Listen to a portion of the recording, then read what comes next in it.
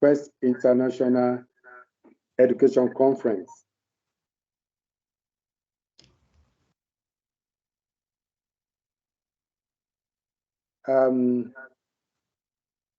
Before we start, I'm going to request Reverend Honorable Kenneth Joseph Meshoe, who is going to lead us in the opening prayer. But colleagues, before I will request our Honorable to lead us in this opening prayer, I need to, first of all, give us his little profile so that we can know the kind of person that he is.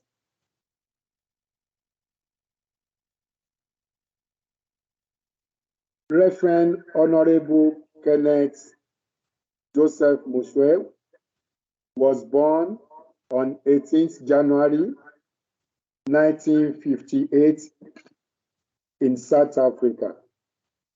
He's an evangelist, a politician, a reverend, and a teacher.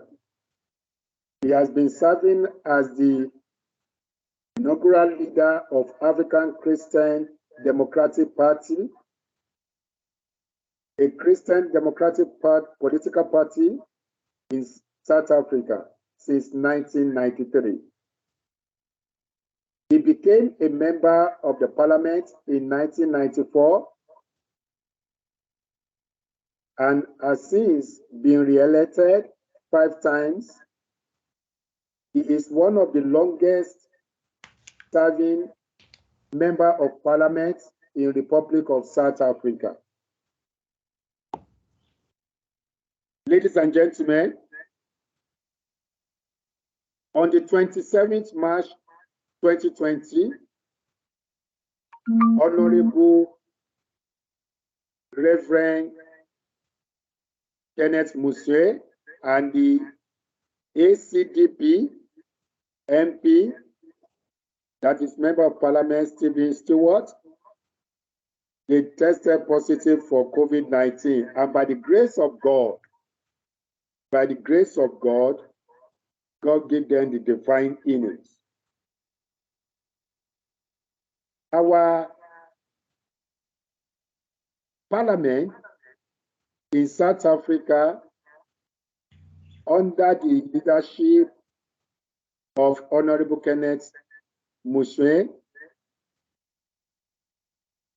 some weeks ago tabled a motion regarding the treatment we received, our company perhaps received from the Department of Home Affairs in the Parliament for the minister to respond. Perhaps, as you know, we were supposed to have had this conference in September, but because some of our delegates find it very difficult to prepare the visa, so we had to postpone the conference. Hence, we are having it online. Honorable Kenneth Meshoe had been an activist who had been fighting for the just cause of not only South African as well as immigrants in the Republic of South Africa. A man of virtue, a man of wisdom, knowledge, rich in the word of God, a man that is worthy to emulate as a leader. We are blessed to have the likes of him today to open our conference with prayer and as well set the pace for this conference, the transformation of education in Africa towards globalization. I will therefore honorably hand over the mic to our parliamentarian, Honorable Reverend Kenneth Joseph Meshoe to lead us in the opening prayer and set the pace. Thank you.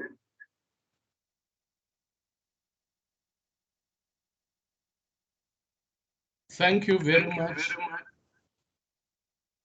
Program Director,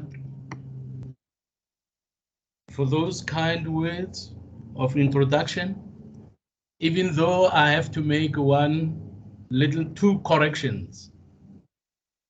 Firstly, I was born in 1954 and not 1958. And secondly, I did not have COVID. That is a very interesting political statement that was made in order to break the resistance that many Black people had when they were told they must test. I have never had COVID. I have never had flu for the last 3 years. The Lord has been keeping me healthy and strong. If I tell you the story behind that, you would be shocked to hear that some politicians said I had to be made a sacrificial lamb in order for people to know that even respected leaders do get it. So having said that, let me leave it at that. But those obviously who are more interested, I can engage with them about this issue later on. I'm grateful to the leadership of Prakis Educational Services, who invited me to open this conference of highly esteemed speakers and participants.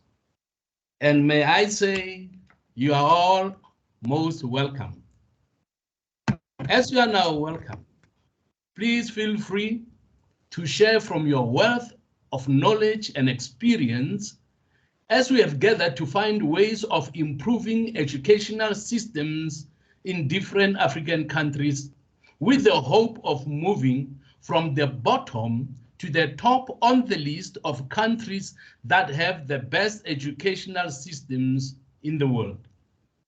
Honorable ladies and gentlemen, and all distinguished guests, let me remind you that the late first president of our democratic South Africa, Dr. Nelson Mandela, used to say, education is the most powerful weapon which you can use to change the world. While still in prison, he reportedly wrote a letter to his daughter, Makaziwe Mandela, congratulating her on passing her examinations. He reportedly wrote the letter on the 1st of May 1970, portraying how he valued education regardless of the situation he was in. He frequently said, and I want to quote him, "It is through education that the daughter of a peasant can become a doctor, that the son of a mine worker can become the head of the mine, that a child of farm workers can become the president of a great nation." Education gives us an opportunity to change our lives for the better. It gives us a chance to have good careers and opportunities of working at any workplace of our choice. By acquiring education, we become valuable sources of knowledge to our societies. It was a bit disappointing for me to discover that within the Global Citizens 10 best countries for education around the world, that Africa is not represented. Now, rather than accept this fact as a permanent status, I believe that we African leaders should do something about it. Jennifer Olin remarked that while every country on earth has a schooling system, there's a vast discrepancy in how each country is able to use it to arm its children with education, leaving the most successful high-income nations racing ahead of the struggling ones. According to Brookings Institution, the developed world is about 100 years behind. So I'm joining the video. What time? Huh? What time? Oh. What time are you joining them? Now. Now I'm saying 9 o'clock. Hello? Hello? You can continue, sir. You can continue, sir. Please let us mute our mic. All right, dear distinguished guests, we must formulate strategies to change the narrative that Africa is 100 years behind developed countries. We must bridge the gap and nobody else. We cannot allow this to be the permanent status. Our mindset as Africans must change. Our confession about the continent of Africa being poor must also change. What about the mineral wealth that God has given us? When are Africa's children going to benefit from our mineral wealth? Africans must believe that they can change the status quo on the continent. We must believe that we can do all things through Christ who strengthens us. In 1999, my daughter, who attended a school that was about 90% white in the late 80s, late 90s, did something that was never done by a black person. And there's a good reason why I'm telling you this. She saw a white boy wearing a white velvet blazer when all other students were wearing black blazers with mustard stripes. And she asked, she's a very inquisitive girl, she asked the question, why is this boy wearing that beautiful white velvet blazer while we are wearing these ugly black blazers? And they said to her, he is an achiever. And she said, but I also want that blazer. They said to her, no black person ever wore that blazer. She came home, she told me that. And in my family, Philippians 4:13 is one of the key scriptures we believe. That says, I can do all things through Christ who strengthens me. So we helped her, she studied, she worked hard, and in 1999, she became the first black student to wear that white blazer. Why? Because she had to change her mindset. She did not believe those who said a black person cannot wear that blazer. So as we work towards changing Africa's fortunes and ensuring that we improve Africa's education systems, we should aim to do the following. Firstly, we need to deal with Africa's #1 enemy, which is corruption. Corruption steals resources that should be used to develop our countries and invest in our education system. Secondly, we should make education accessible to all. Nobody should say it will be unaffordable because Africa has enough money to educate all its children. Let us deal with all the thieves that are looting the treasuries of Africa. Thirdly, we should aim to keep student-teacher ratio low. Keep student-teacher ratio low and keep children in school for a much longer time and graduate the greatest number of students with quality education. And fourthly, we should give value-based education that embraces discipline and moral integrity. Liberal values have destroyed and are busy destroying the moral foundation of our children, which must be restored. And fifthly, we must make biblical values and principles part of the school curriculum, because it is these values that shape our children's morality and character. And sixthly, I'm saying we must teach the children the value of discipline, hard work, a positive mental attitude, perseverance, and patience. These are some of the ideas that can free us from the deception that African nations cannot rank among the developed world or the best of the best in the world. In closing, I want to share with you about the day the Almighty God made a declaration that nothing a group of people wanted to do would be impossible for them. God himself said nothing would be impossible for them. And that text is found in Genesis chapter 11. I'm going to read the first 8 verses. Genesis 11. Okay? At first, the people of the whole world had only one language and use the same words. As they wandered about in the east, they came to a plain in Babylonia and settled there. They said to one another, "Come, let us make bricks and bake them hard."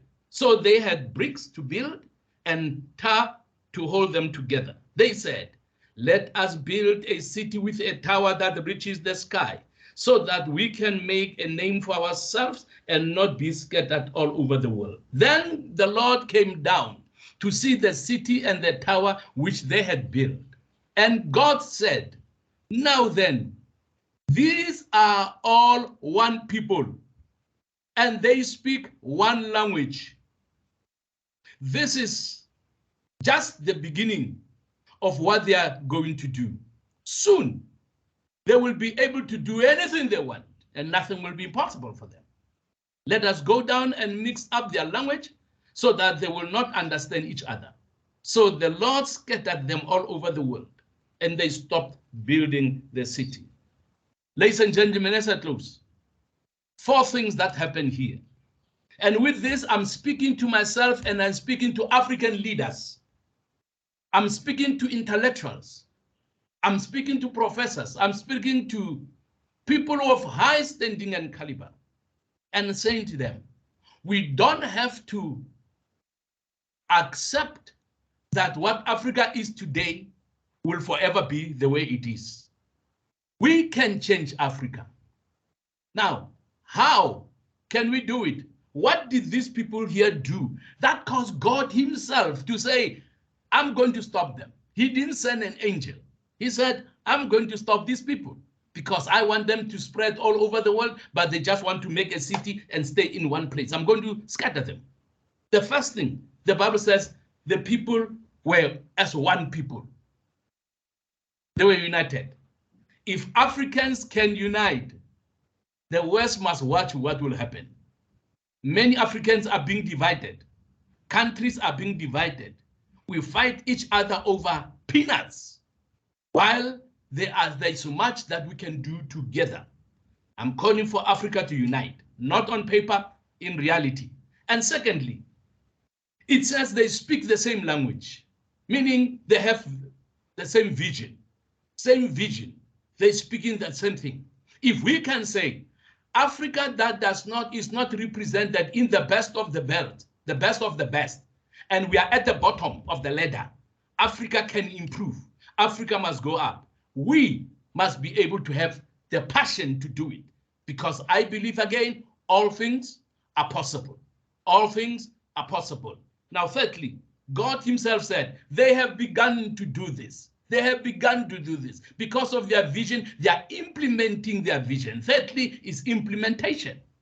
Okay? And then if they have begun to do all this, God says, nothing they plan to do will be impossible for them. Nothing they plan to do will be impossible for them. Number 4, limitless possibilities. As we are going to pray, and as we open this conference, let us know, let us be reminded, there are limitless possibilities. We can reach our targets. We can reach our goals. We can ensure that Africa produces the best of the best. African schools, because of African curriculum, education curriculum, that embraces even God himself, rather than do what some countries, including my country, and push God out of the education system. We need God back. And I'm praying that the Lord will help us as we start this conference, so that as we share, we should share our ideas, our visions, with the hope of one day, Africa will not be a despised continent. Africa will not be a despised continent. It will be a respected continent because of our achievements. Together, we can do it. Let us pray. Father, in the name of the Lord Jesus Christ, I want to thank you for loving Africans. I want to thank you that Africans before you are not second-class citizens. You did not make Europeans better than Africans. You made us from the same soil. You breathed into us, O God, the same Spirit of God. I ask, Lord God, that you set us free from the lies that they've been told about Africans. I pray that you set us free from the mentality, I'm not as privileged as others. Lord God, I pray that you give us fresh ideas. I pray, Lord God, in the name of the Lord Jesus, that we will believe you, that with you all things are possible, that we can do all things through Christ who strengthens me. I commit this conference into your hands. I pray that you'll be honored and glorified through everything that will be done in this conference. I pray that this conference will be a game changer, a nation changer, individual changer. Those of us who thought maybe we have arrived, may we see that we are only starting. I pray, Lord God, that you help the African parent, African child. Help us all, O God, so that Africans will one day say, we don't look down upon ourselves anymore. Those who are looking down upon us, we are not going to listen to them. We are going to march forward triumphantly, believing that with Christ all things are possible. May you be honored and glorified through this conference as we open it today in the name of the Lord Jesus Christ. Amen. Amen. Amen. In Jesus' name. Can we have a louder Amen. Amen. Amen. Amen. we really indeed thank God. We thank God. Really, our Honorable Reverend Kenneth R.J have set the pace. We started in the name of God, and this is one important thing that we as Africans must face. As our Father in the Lord have said, not only a political leader, but as well a man of God. As he has said, we believe that God have heard, and let us put on our socks, let us put on our shoe, so that we can go out there and tell the other continents that Africa is the mother continent of all other continents. Amen. We can do it, we can achieve it, and definitely we are going to do it, and we are going to achieve it in Jesus' name. Amen. We thank you very much, sir. We bless you, and we bless the Lord who have given you to us, and as our leader, our spiritual leader, and as well as our political leader, to change the narrative that they have given Africa. Thank you very much for setting the pace. Thank you very much for opening the conference with prayer. Thank you very much for also outlining what we Africans supposed to do, where we are supposed to be, and we should change from the narrative that are passed on to us. We shouldn't pass it onto our children any longer. And this is the reason why Prakis Educational Services decided to have this conference. Perhaps it's not going to be a once-off. This is a conference that will be happening every year. Every year is an annual conference. We want to change the pace. We want to change the orientation of our people. We want to let them know that Africa, definitely, we are the best. The best is in Africa, and the resources are in Africa, and Africa can be the father and even the mother of other continents. Perhaps I did sciences, I'm not going to take you too long, I did sciences. In terms of evolution, it was discovered that all human race that we have today, they evolved from Africa. We will leave that to another day. But we are saying with our education, we're supposed to change the face of Africa. Yes. Thank God that we have our political leader who opened the conference. These are the people who are going to change the narrative in the African Union, as well as in the Parliament, and as well is our spiritual father, who shall also be doing justice by the good grace of God. Amen. We need to move further. We need to move. I'm having here, before we continue, let me quickly.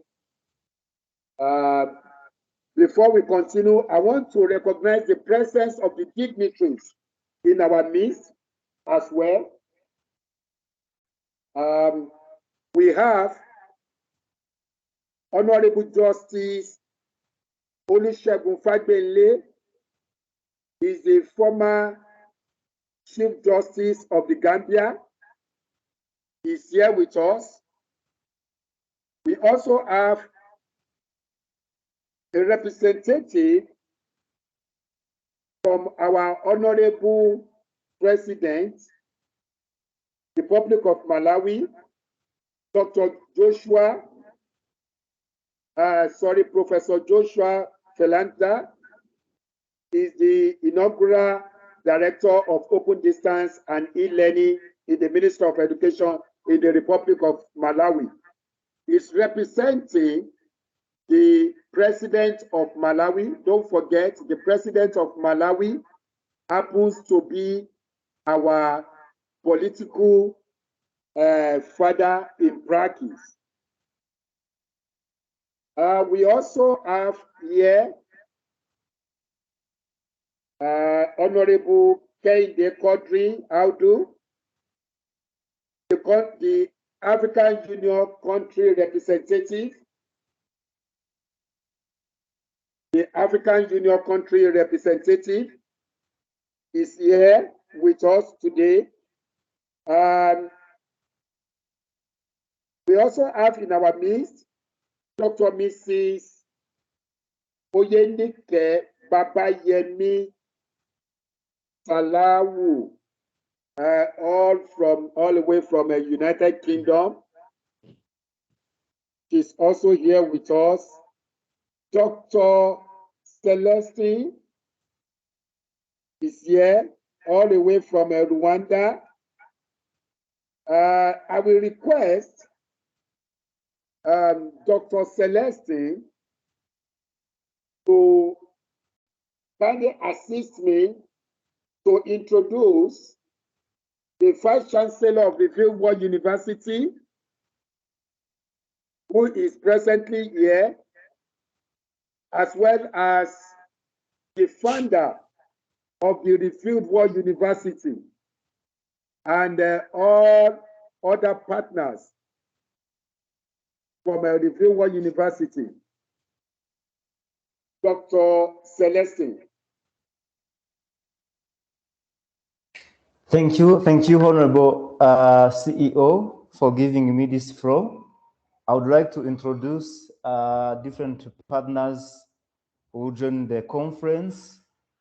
Here we have a Vice Chancellor of Reverend University first, because the Chancellor is still joining, but we have here present Professor Joel Dangdi David from Nigeria is here with us. We also have the representative of Revered Word University working in Zambia. Bishop Jerry Kufuna is here present.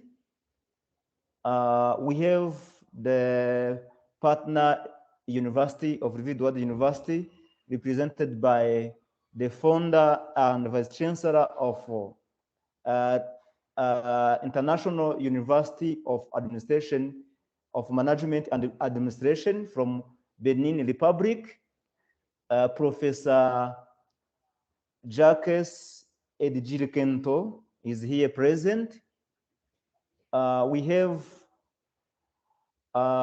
Pastor Rosa Kiru is the advisor of Revered Word University and the director in African Career Development Center, and the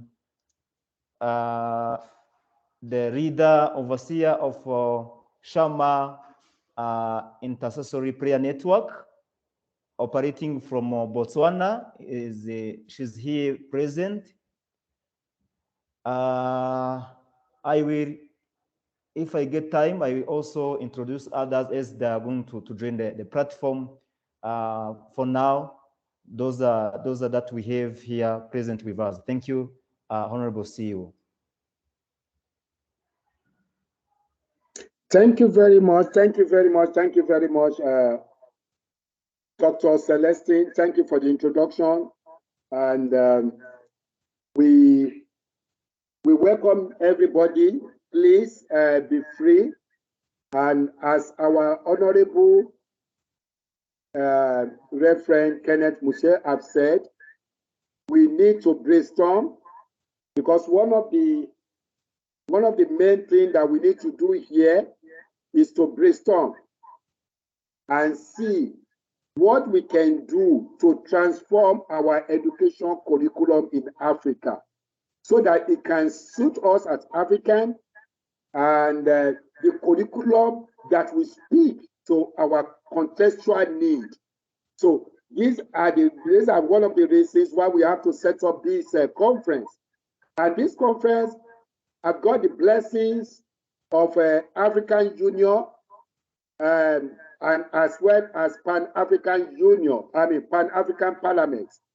The Pan-African Parliament have requested us to compile all the papers that will be presented in this conference, so that they can process them, and as well we come together for a way forward. Before I will give the mic to our first keynote speaker, who happens to be our Honorable President of Malawi, who is represented here by Professor Joshua Fernanda. I will quickly hand over the mic to Honorable Kenny Quadri-Adu, who is representing African Union, is the African Union country representative in Nigeria. He's going to give us his opening address.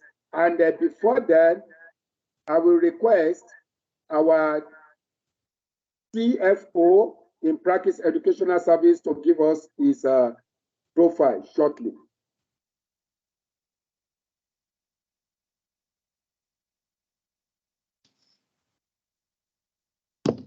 Good morning. Thank you. Thank you very much, sir. Thank you. Thank you very much, sir. Greetings to all the distinguished members on this platform, and all protocols observed. Within this short period of time, within this short space, I would like to introduce our Honorable Quadri-Adu Kehinde, who is going to be giving us the opening speech, who is going to open this conference officially. Our Reverend has already opened with prayer, and he's going to just give us the opening speech.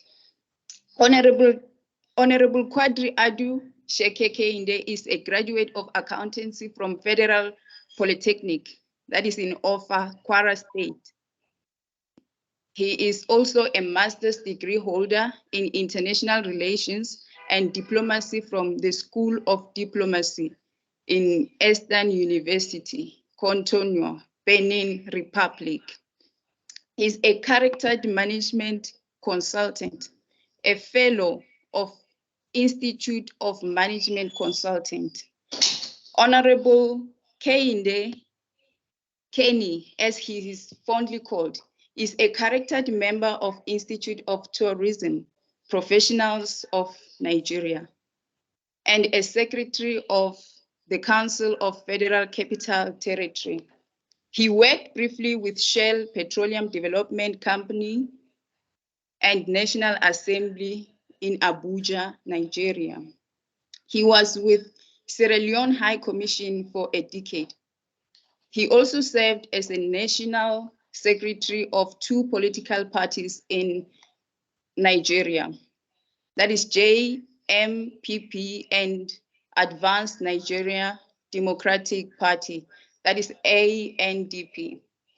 Honorable Kehinde Quadri-Adu is also a member of National Trade Facilitation Committee.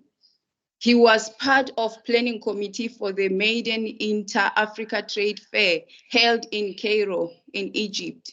He also coordinated Africa for USA Trade with Africa Summit held at Chicago, Illinois. Honorable Quadri-Adu is also a member of Kogi State.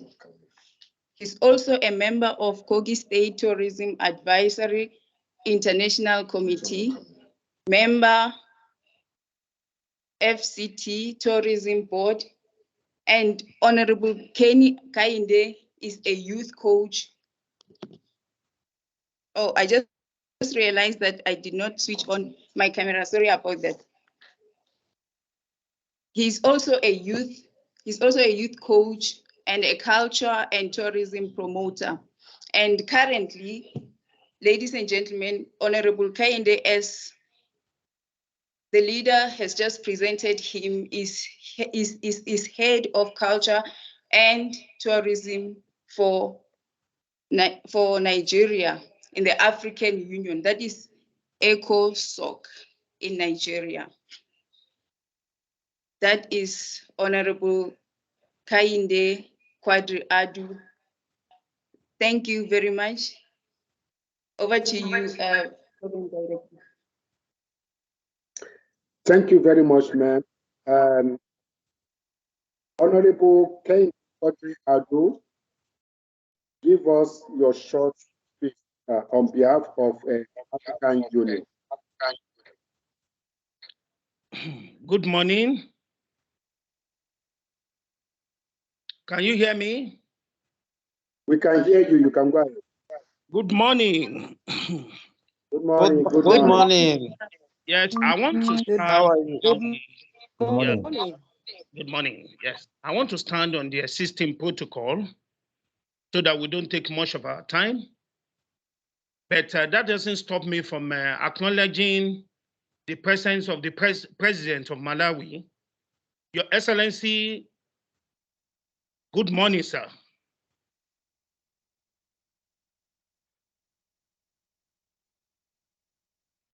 Yes, I want to commend the effort of Prakis Educational Services for coming up with this wonderful initiative.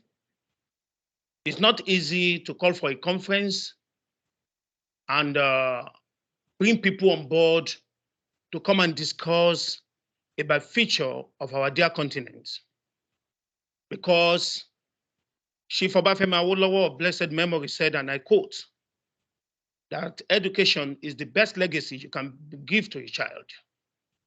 Education is everything you can think of, because with education, our life can be shaping to the way we want it to be. When the pastor, the honorable pastor, was talking the other time, he spoke extensively about corruption in Africa. Anybody that is well educated will not indulge in corruption. And that is why it's high time we take education serious and allow culture to be part of our education curriculum in Africa. Being introduced, I'm the head of culture and tourism for African Union Economic, Social, and Cultural Council in Nigeria. And we've been doing everything humanly possible to see that we bring education, we bring culture into our education, because culture is our way of life, and education without culture is zero. That is why I'm commending the effort of the organizer of this wonderful event. Culture is a fulcrum that Africa education should stand on, a pillar that Africa education system should stand on, because that's the only thing that makes us different from other culture or other climes. Because our culture, what we have is original in this part of the world. And I believe that that originality should propel us into greatness. Your Excellency, Mr. President, and everybody on this platform, in this conference today, I want us to search our mind. I want us to really take our education system serious and make it a basis that our education system should stand on. Agenda 2063 of the African Union demands that Africa invest in skills, science, technology, engineering, and mathematics, so that people of Africa can drive the continent's development. Agenda 2063 of African Union has set up pillars for the priority areas that will make this vision a reality. Somebody may ask the question, what is Agenda 2063? This is a blueprint to achieve an inclusive and sustainable socio-economic development over a 50-year period. African leaders came together and thought it wise that in the next 50 years, though 10 years has passed by, but that time they look at that in the next 50 years, Africans should wear what we produce. We should eat what we produce. Africans should come together and be one, like Honorable Pastor has said. It's high time we forge unity, a viable synergy between Africans. And if we can do this, Africa will be so great.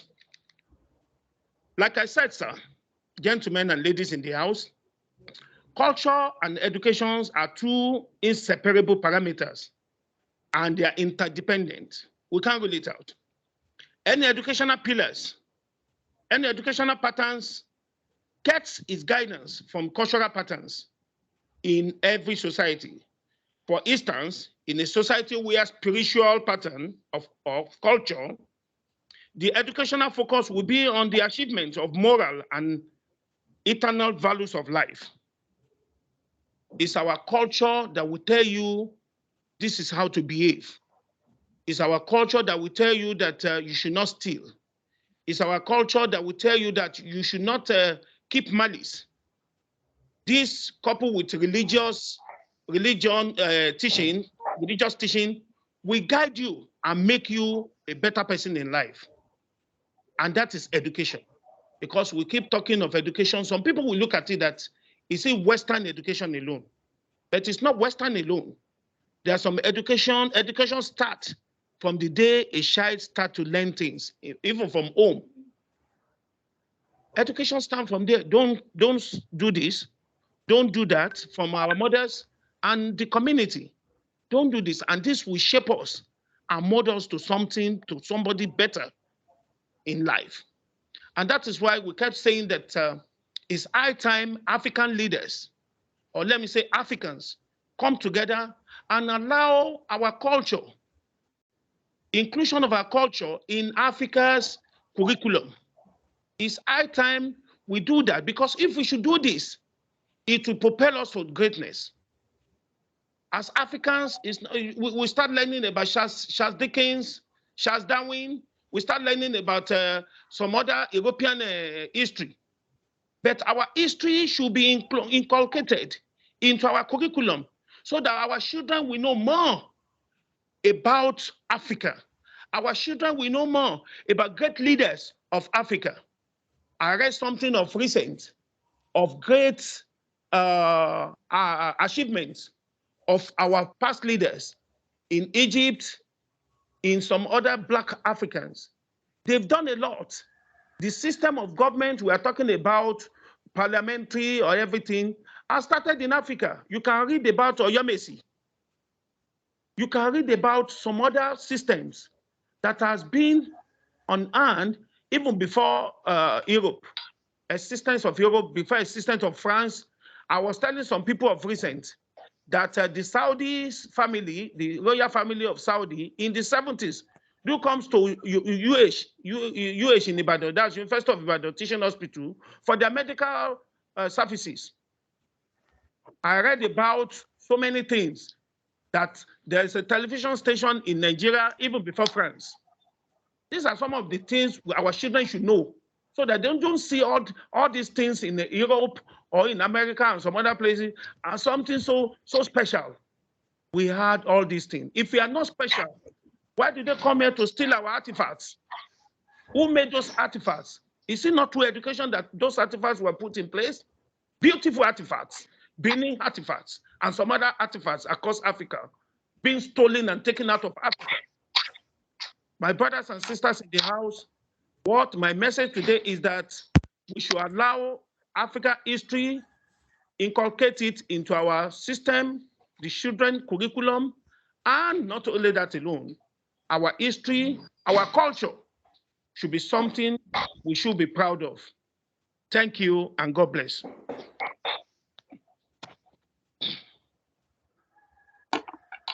Thank you very much, Honorable Kenny. We are very, very blessed with your speech. Yeah, it's time for Africa. Really, it's time for Africa. This is our time. And we are going to, I believe we are going to do it. We are going to get there. Thank you. And thank you for that beautiful speech. Let's move forward, colleagues. I will be handing over the mic to our Honorable President of Malawi, represented by Professor Joshua Falanda, who is going to give us the first keynote speech. He's going to give us the first keynote speech today. Professor Joshua Falanda is the Director of Open Distance and E-Learning at the Ministry of Education, Malawi. Like I said, he's representing His Excellency Dr. Lazarus Chakwera, the President of Malawi, and our Prof, Professor Joshua Falanda, shall be giving us the first keynote speech in this conference today. The transformation of education in Africa towards globalization. Transformation of education in Africa towards globalization. We need to change our curriculum, education curriculum in Africa. We need to redesign our education curriculum in Africa. We need to restructure our education curriculum in Africa so that it can suit us as Africans. Enough of job hunting. I remember those days, they talk about slave trade, where the Westerners, the Europeans come to Africa to take our forefathers as slaves to their places. But in these days, what is happening? Our children are the ones taking themselves to Europe to work for them and serve them as slaves.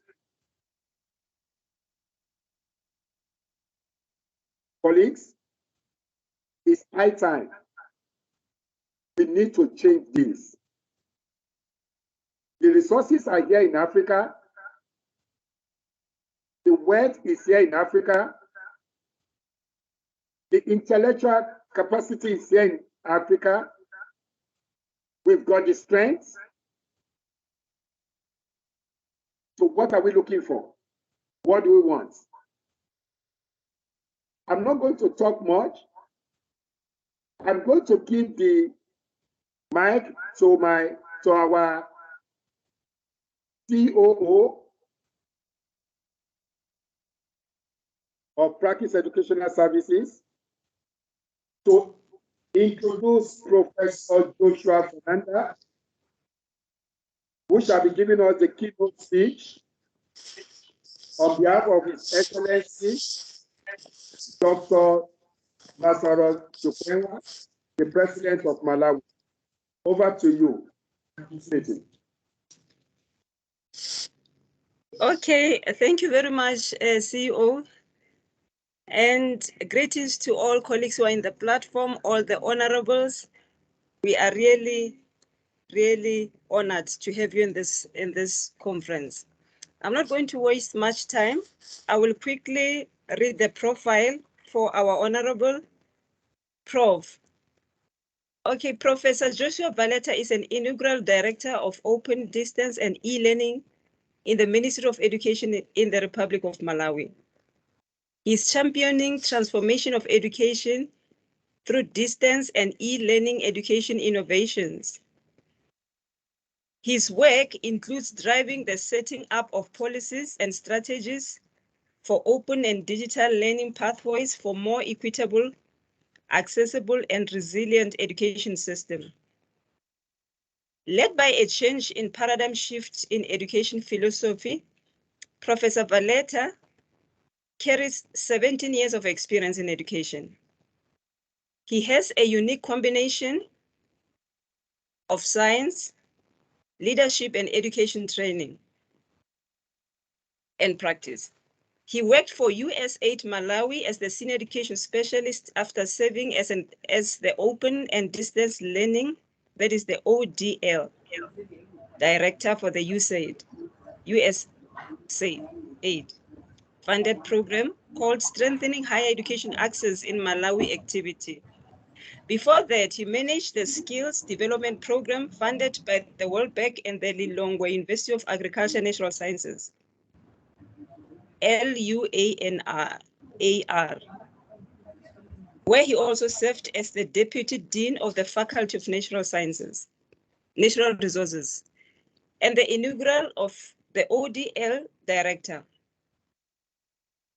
Professor Valeta also still holds his associate professorship position, which he held it there as he was still the Deputy Dean of the Faculty of Natural Sciences. Then, ODL trainings over the years, including the Harvard and the Oxford universities.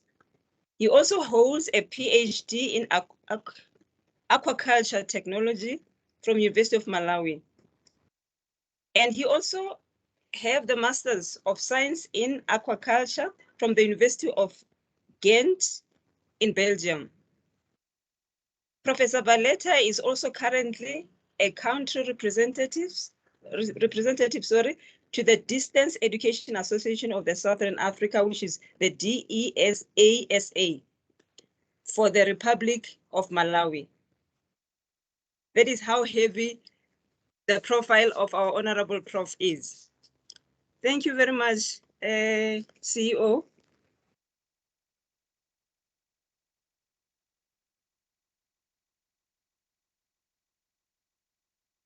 Sorry about that.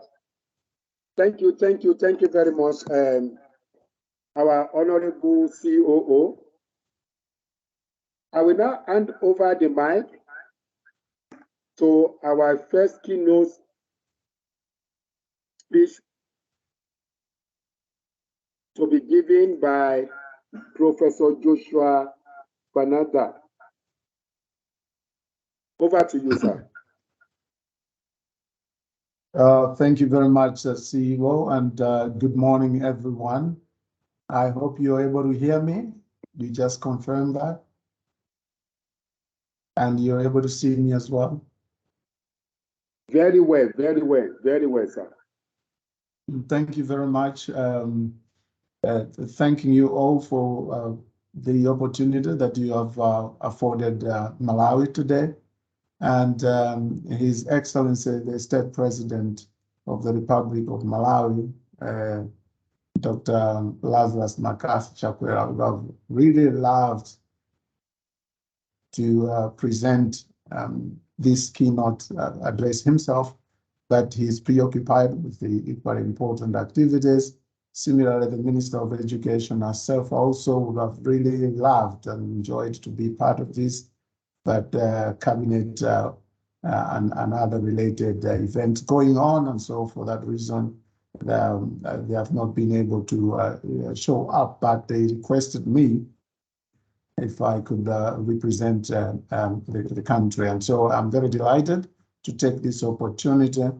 Thanks to all those who have spoken before me, including our pastor, who passionately spoke about Africa and what we must consider as we move forward in search for transformation in education. And even the honorable that spoke before me, wonderful. And this really is a good platform for all of us. It is my hope that we'll be getting more people to engage or interact with this platform so that we share the ideas moving forward. So I'll go straight now to the keynote address. Well, I'm titling it Transforming Education, and I'm calling for a mindset change and a paradigm shift in action. That title alone means that we will be talking to policy makers, we will be talking to politicians, we'll be talking to technocrats, we'll be talking to development partners as well in this keynote address. So I hope that we will be able to move together. If we look at what has happened in education, which is very important for us to really understand the problem.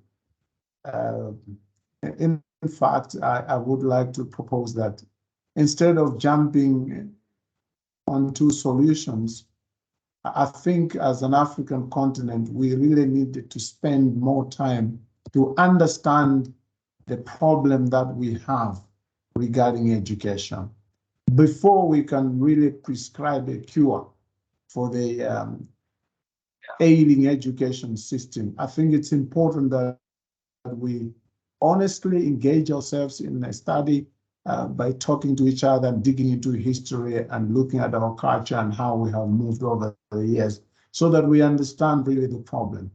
What is going on? What has brought us this far? What has kept us lagging behind for many years? So I would like to submit that there's a problem. It's a syndrome that our education system is suffering from. I call it a new EDS, which is EDSS, really standing for Education System Sepsis Syndrome, which really needs a cure if we are to transform the education system. I remember in September when I was at the Transform Education Summit on the sidelines of the United Nations General Assembly, the 57th session there. When you walked into the premise of a UN building, you'd be greeted by the picture that you see on my top left there. Only 1 in 3 children that have 10 years can read and understand a simple story. Well, that's a global one. But when we come to sub-Saharan Africa, the situation is even worse because the only 1 in 10 of the 10-year-old children, those are children that have gone up to standard 4 or grade 4, can really read a simple text with understanding. That's a disaster.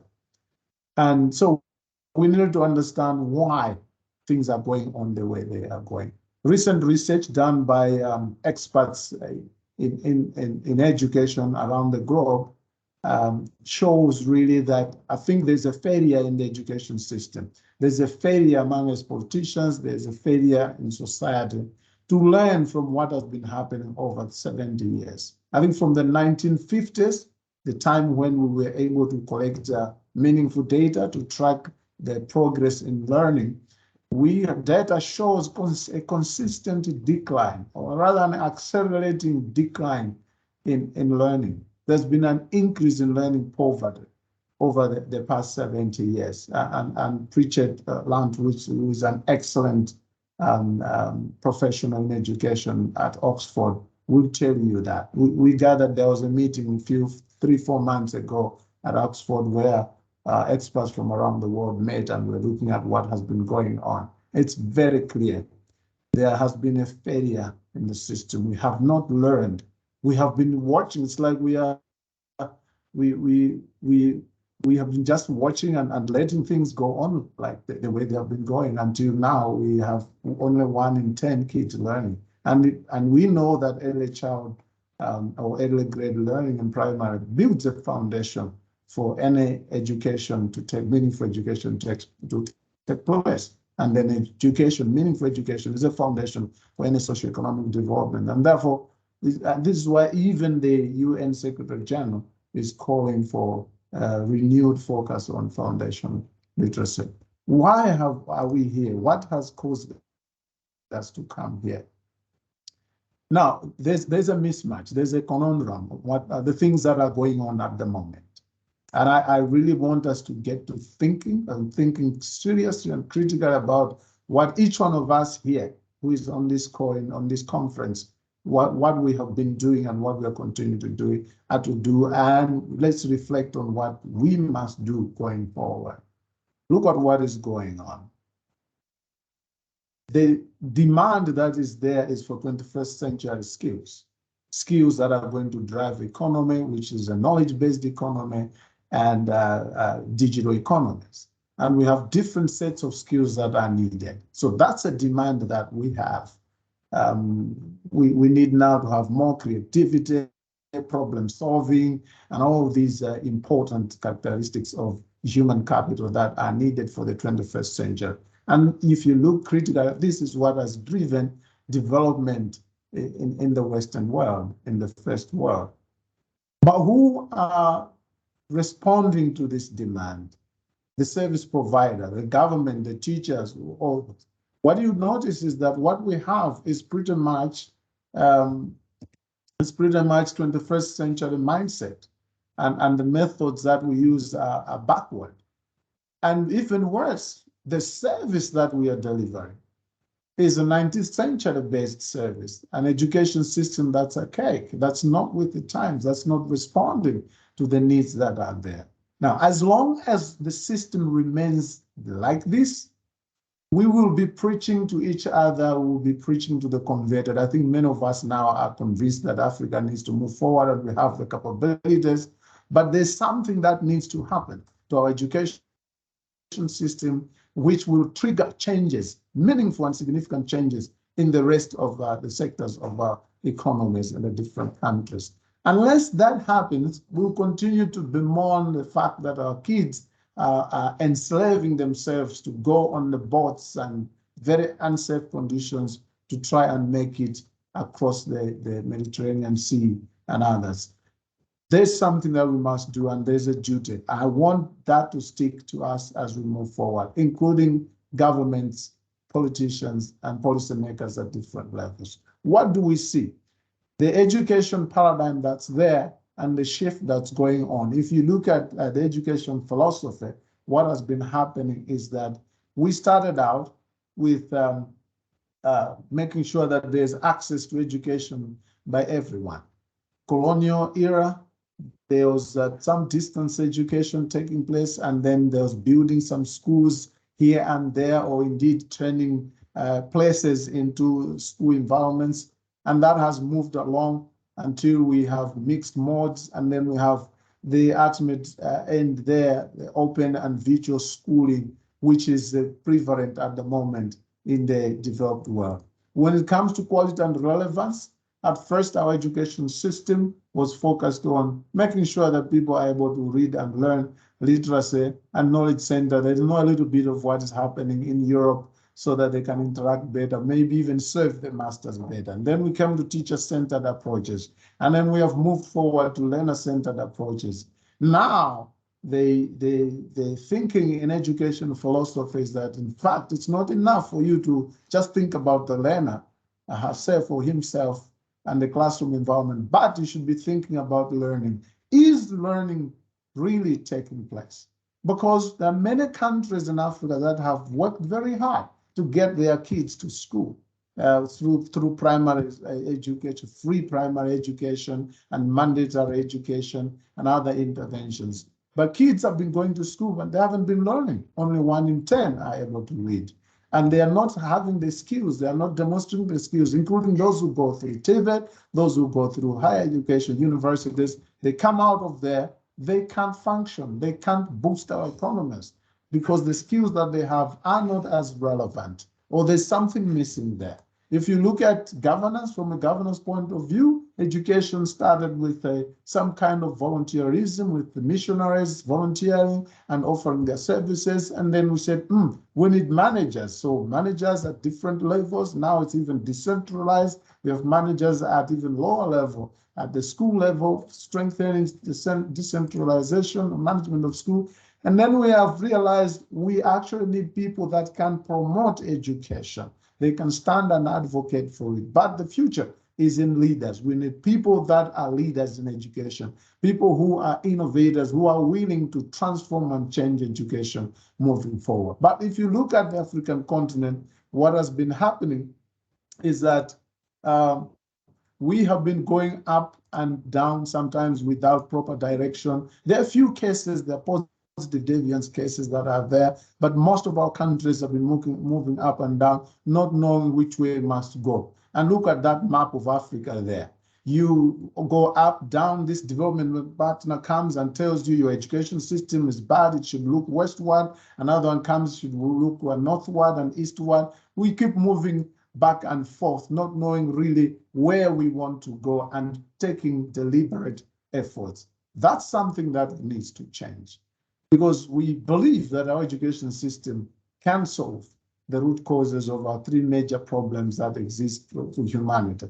And that is the loss of nature and climate change, loss of society, and the loss of self-esteem. The pastor and the honorable that have spoken before me have alluded to this fact, that we need to embrace our Africanness, if I can call it that way, while of course being honest enough and acknowledging that some of the cultures are not as progressive as we would want them to be, and therefore being honest and facing our own culture and questioning whatever we have been doing to make sure that we are on the right path, to make sure that we go and do the right things. We have a lot of people that are working. We have many ministries, we have many sectors that are working. People see what we are doing, people see how we are doing it, people see the results, and the results are that our education system is not working.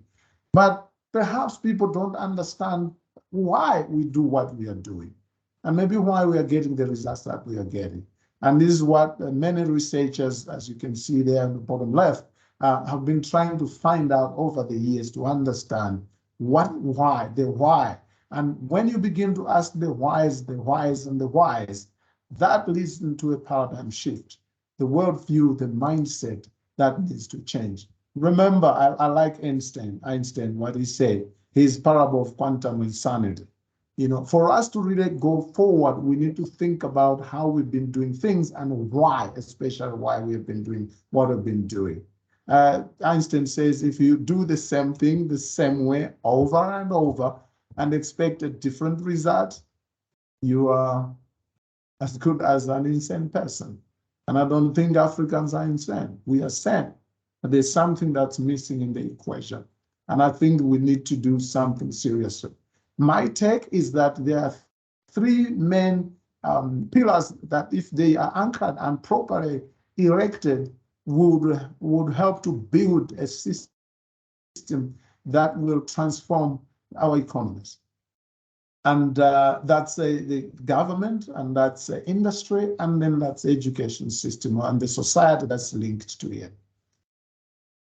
To paraphrase it, I believe that when marriage vows are exchanged between higher education institutions and industry in good faith, not where industries coming from the West or anywhere else are coming here to exploit us. No, but where there's indeed exchange in good faith with our higher education institutions as equal partners.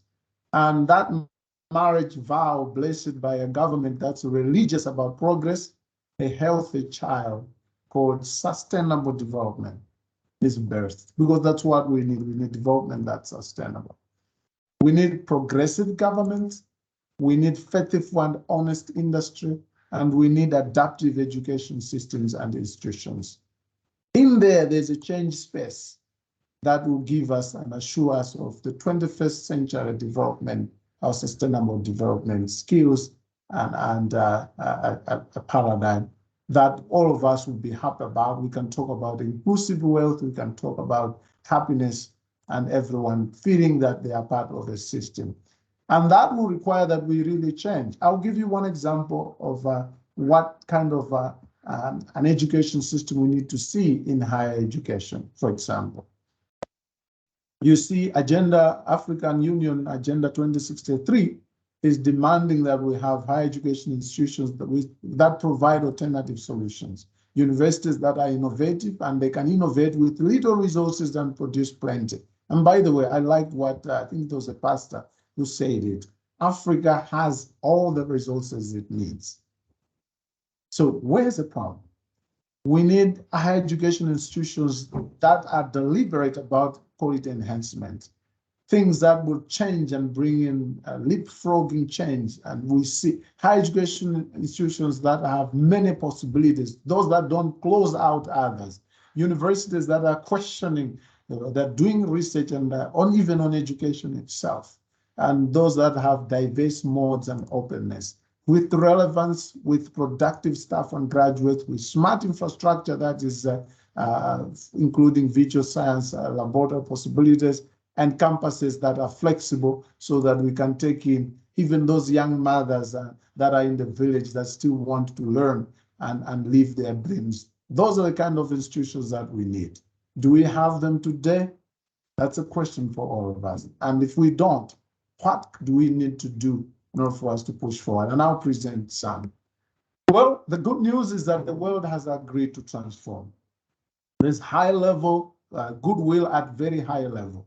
Our leaders, the presidents, in agreement with the UN Secretary General during the recent Transform Education Summit, made commitments. They committed to 5 areas of changes, what we call the action tracks.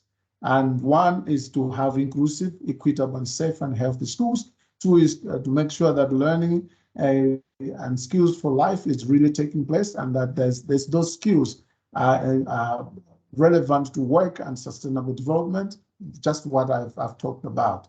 And teachers and teaching and the teaching profession, they are all improved, and that there's digital learning and transformation, and there's meaningful financing of education. That last one speaks more, of course, to us as government, but also it speaks to the development partners as well, because sometimes development partners such as the International Monetary Fund, World Bank, they put conditions that really box us in a way that we cannot free ourselves. IMF will come along and tell you, okay, this is the wage bill cap. You cannot employ anymore. And yet, if you look at the teachers in some countries like Malawi, they constitute the largest proportion of the civil service. Now, if you say put a cap, and yet we are lacking 80,000 teachers in primary education, and in secondary we are lacking some more as well.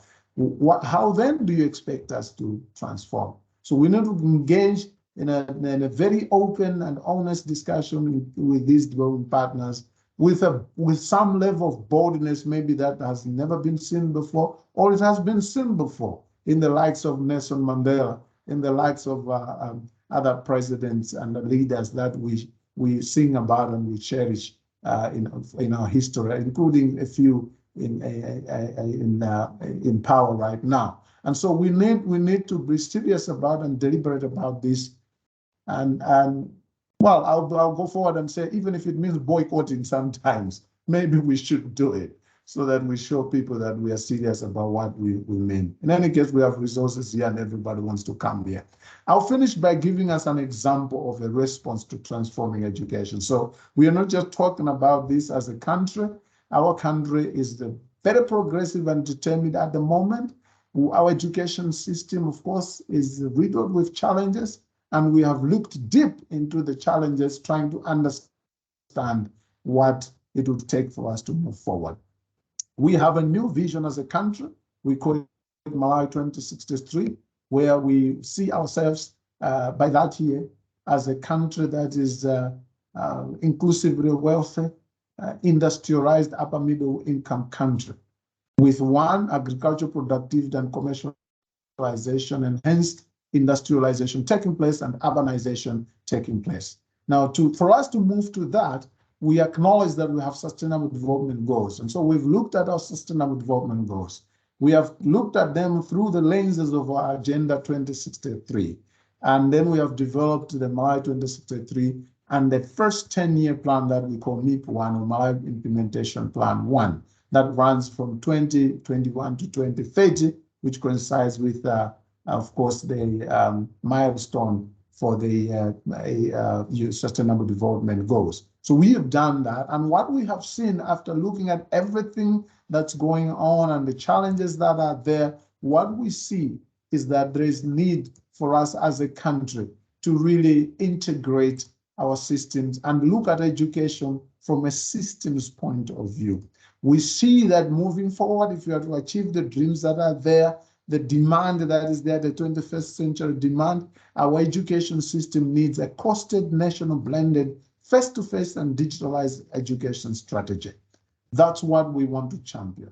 And we have a triple major task, all of us. One is to hold each other more accountable. Two is that each one of us should do their part. And three is that we want to leverage on the promises that have been made by everyone else and available resources. So we need to fulfill our commitments, to change the mindset, how we approach transformative education for the 21st century, and allocate resources equitably to the education system levels that are at our disposal. Each one of us is a leader at the different levels. And we want to try hard and help everyone understand in this country, and I hope other countries as well, that we are leaders in our own right at any stage, and we have resources that are at our disposal, regardless of the amount, regardless of the nature and the form of the resources.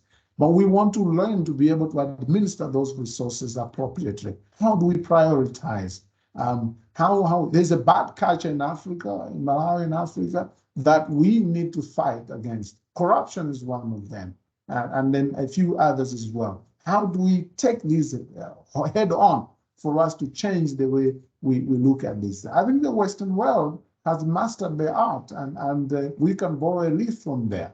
Now, our education system, like I say, very low learning outcomes, 90% learning poverty, like most of the sub-Saharan African countries. Net enrollment in secondary education is only 17%, and 3% access to teacher education, which is lower than about 10%. That's the average for the region. This is why we say in our country that we need an accelerated transformation approach, a blended face-to-face and digitalized education strategy with a renewed focus on foundational skills. We believe that by doing that, we will build a strong human capital foundation for our vision, which is Malawi 2063, but using a systems approach.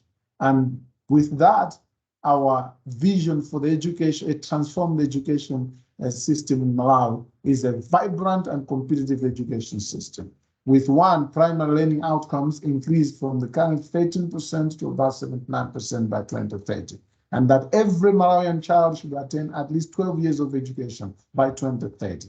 Our tertiary education system should be producing the critical mass that is needed, people that have the requisite, relevant, appropriate skills to drive the agriculture productivity and commercialization, industrialization, and urbanization, which are the three goals that our Malawi 2063 vision has, and that we can have a more efficient and digitalized education governance system that's responsive and not just politicized. We are actually trying to depoliticize education in the country, that anything political should not reside into one child, one family, or one region being disadvantaged.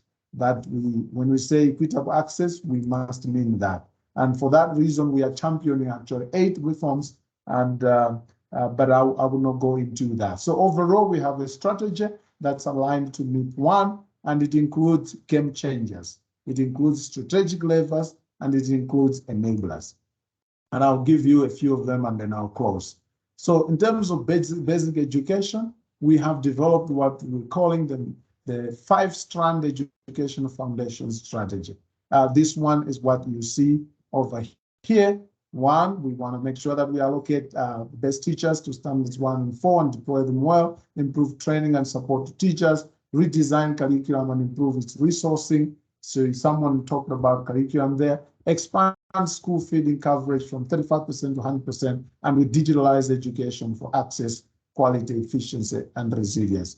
To do that, we need to lay down very solid 5 foundational stones. 1 is increased domestic and external financing. 2 is to have a robust research program. And 3 is a data and accountability system for mutual partner accountability on learning outcomes, so that we should be asking ourselves, whatever we have done, we might have beautiful posters all over the place on the radio and TV talking about what we are doing and how much money we are pouring on into the education system. But at the end, we want to ask each other the honest question: has that impacted on learning outcomes? Are our learners able to read?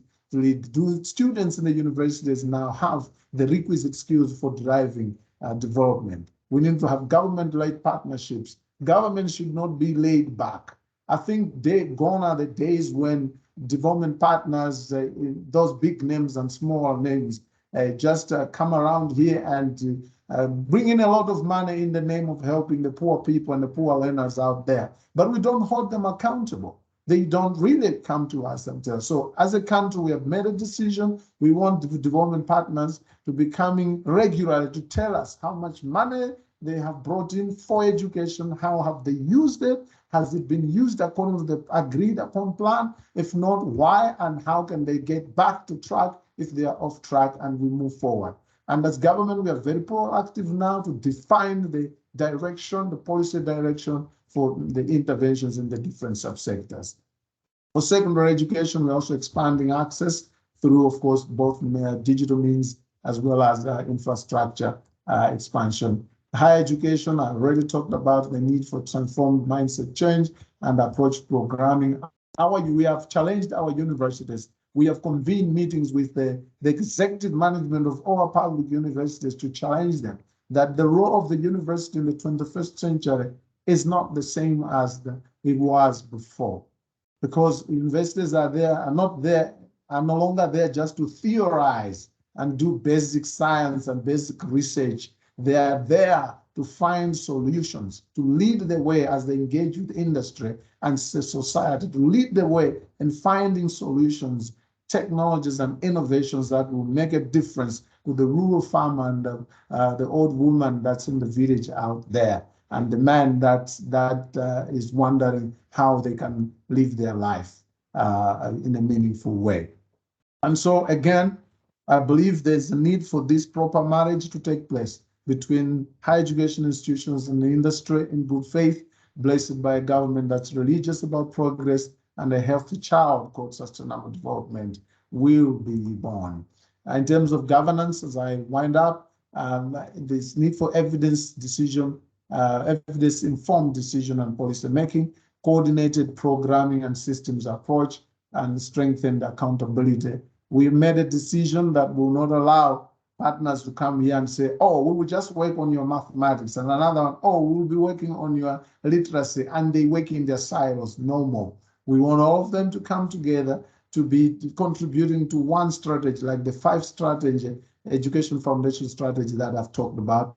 We want everyone working here to be aligned to that. We will not be stifling, of course, innovation. There'll be space for development partners and industry to innovate, but we want to be deliberate, to focus on what we see as having potential to transform our education system and move forward with that. So our state president made these commitments during the Transform Education Summit, and as I've already made reference to some of them, I will not belabor the point, but maybe the fourth one we want to make sure that we have evidence-based education technology, including for STEM, which Prakis is interested more in. And the last one there, supporting the new global compact on education financing. We are deliberate. We want to increase our tax to GDP ratio from 16.4% to 21.4%, and we want to sustain the 15 to 20% of the national expenditure to be allocated to education, which is something we have tried hard over the years. COVID brought us back a little bit,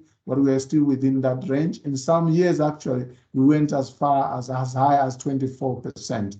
And so we are determined and we want to make sure that we move forward. But you understand that 15-20% of the small cake is small. And so that's why we really need to see how, and we are working with development partners as well as industry partners to see how we can grow the skills, and that will grow the economy.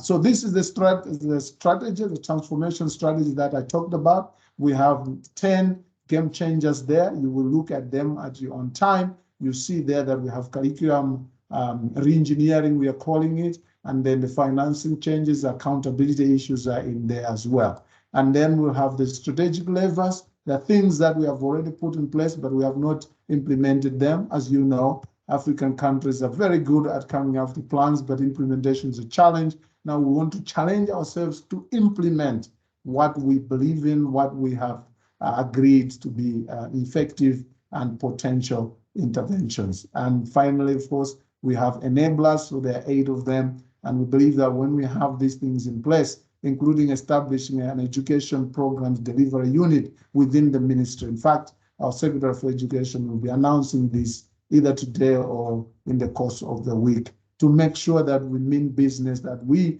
deliver on these plans, and that we see a transformed education system, and that even our investors are encouraged to have meaningful interaction with it. So this slide just presents all of them together so that you can appreciate them better. I just want to, I think, wind up by also indicating that as a country, we are leading on the implementation of a simplified scorecard for checking how we are doing in terms of our education as we build human capital. This is something that's proposed by Human Capital Africa. We have presented this at the Transform Education Summit. Even our 5-strand education foundation strategy, presented it, and we have gained a lot of interest, generated a lot of interest, and we have many partners that are willing to support the different strands, including also the implementation or the piloting of this scorecard. That is very easy to use. So you're not just focusing on one thing, but a systems, like we say. It will show you where you are and where you need to improve, and regularly, so not waiting at the end of the year or after 5 years. And so these are just some of the things showing you that we are determined. We have developed a secondary education simulation model, or secondary education expansion simulation model, which is telling us if you want to go digital, go this far. If you want to go physical, go this far. And the combination of the same will be optimized at this level. The resources that are needed are so much. And then we want to see how we to implement this one moving forward for tertiary education, focusing on skills that matter, and then our governance focused on systems approach, performance agreements, but also enhancing coordination and partnership, including industry for impact. So we this as an example, as a country, showing us that it is possible for a country to be determined. It is possible for you to move forward. And I'll be quick to indicate to you that, by the way, some of the interventions have already started showing fruit. We have, for example, championed an education technology and innovative approach that has seen very significant improvements in learning outcomes. Or some of our learners in grades 1 to 4, grades 2 to 4 have gained 4 months in literacy and 3 months in numeracy within 1 calendar year by implementing that. And now we have developed a national scale-up program, which is we call Building Education Foundation through Innovation and Technology. And we're going to implement this one in all schools. We are starting with 10% of the schools this year. And in the next 6 years, we hope to cover all schools where teachers will be trained to make sure that they are are able to interact with technology and support the learners as they interact with technology. Remember, it's a blended face-to-face and digitalized education strategies that we believe in has potential to take us there to transform our education system with a proper mindset change and champion and challenging everyone to do their part and then making sure that we are holding each other accountable at the different levels. Well, we should indeed hold each other accountable through strategic partnerships, and you do your part, I do my part, and then education will be transformed in Malawi, education will be transformed in Africa, and then we can not just catch up, but maybe overtake those that are leading the globalization agenda.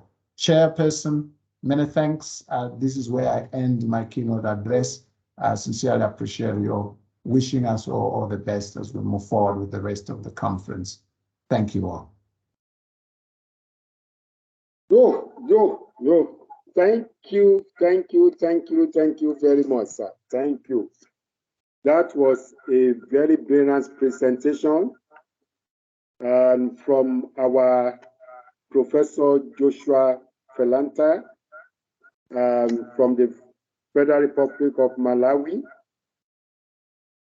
And really, colleagues, I believe we've heard lots from our keynote speaker, who's representing our president, the president of Malawi.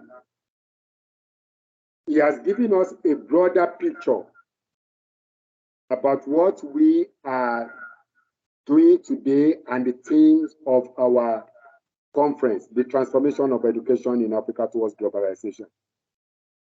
Where we are coming from, where we are, and where we should be going. He has given us a broader picture, and it is left for us to decide and see what to do going forward. Colleagues, I'll be too fast to let you know where our conference will be hosted next year. Perhaps it's gonna be physical. I'll be too fast to tell you now, but by Wednesday, I shall be announcing when we should be having our conference next year and the country that will be hosting this conference next year. We have gotten a letter and a note from one of our presidents in Africa, but I will announce that on next week, on Wednesday. Before we continue, because we are going to, I believe that many of us are jotting down, we are writing down the questions that we are going to pose to our speakers, or more clarification that we might need. I believe that we are writing down and we are jotting them down. We are going to give ourselves time to pose questions, to react as well to the presentations and to the speeches that we've heard today. Before I continue, I want to acknowledge the presence of the following people. Sally Kimanga is the CEO of the Destination Imagination Africa. Yeah. We also have Mr. Wagil Gamal Kamel Hanna from Egypt. He's an educationist and activist. Also present, we have Bishop Jerry Kuvana from Zambia. I believe we have mentioned the Chancellor and the founder of the World University, Dr. Joshua Baker. We also have in present Chief Mrs. Anita Okiribido from Nigeria, Dr. Mrs. Oluremi Fadirera from United States of America presently. And also, you know, you can't talk about transformation and we can't talk about what we are doing if we did not include our media. There's somebody who has been assisting Prakis Educational Services in terms of a media coverage, publicity, and disseminating all this information. Chief Mrs. Olushola Deola, the MD of Blue Line Communication Limited. You are all welcome. Thank you. Colleagues, let's go further. I want to drop the mic to my COO, who shall be introducing our next speaker. This time is going to be a female. Like I said, we are going to have time to ask questions, to contribute, to reflect on everything that has been said today. We are going to have enough time to do that. I will want to give the mic to my COO to introduce the next speaker. Somebody who is very important, very passionate about transformation of education in Africa. Somebody who is very instrumental to change, especially when it comes to empowering our female, empowering our youth and our women. Not only that she will make a presentation, she's also going to share a personal experience. Why education is very important and why we need to reform our education in Africa. We have seen what is happening in our society, in terms of our culture, in terms of our morals, especially amongst our youth, our children. The way they dress, the way they speak, how they interact in society. We talk mostly of social ills. Where do they imbibe all these characters and the attitude? I came from a background where I was disciplined by my father. Then the law of our society has changed, the educational policy has changed. They even stop us from beating or correcting our children again. Our indigenous morals have been washed away.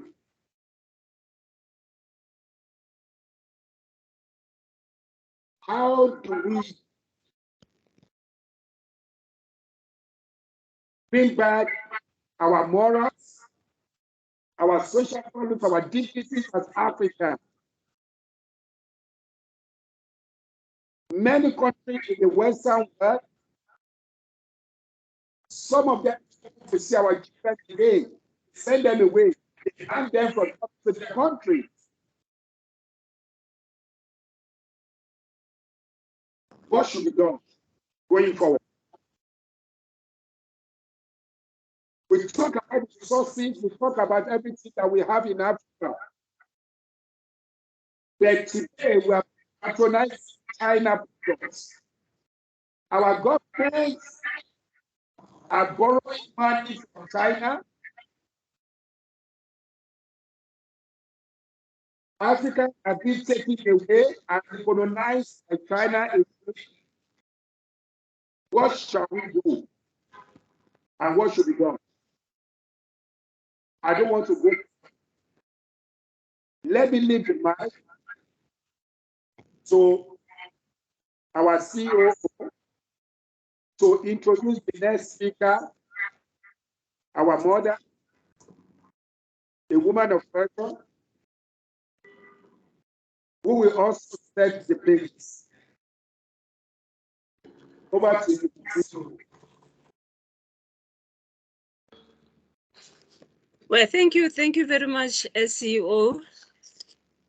I am so happy that now I'm about to introduce a female. It has been, a marathon of male speakers, but nevertheless, it is our African culture. Okay, let me introduce to you Dr. Mrs. Oyenike Babayemi Saulawa. Dr. Mrs. Oyenike Babayemi Saulawa is the chairperson of Syils Mining Limited.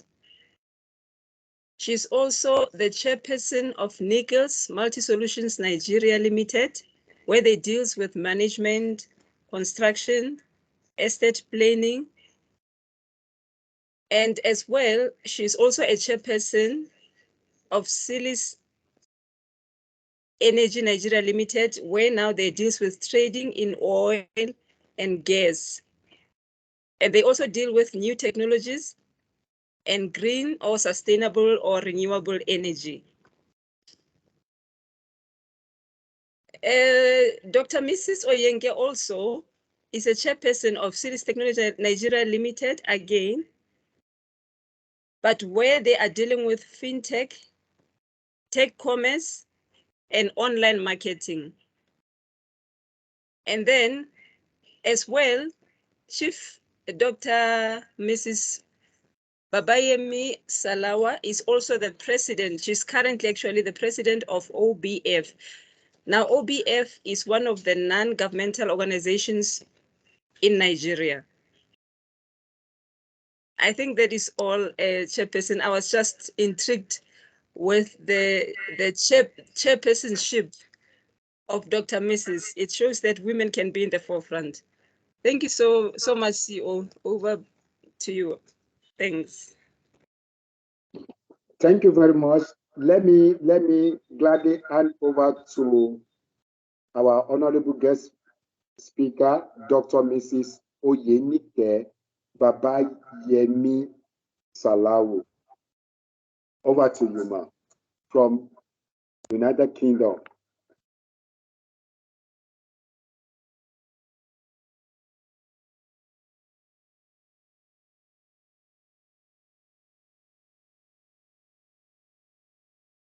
Seemingly your mic is mute. Okay.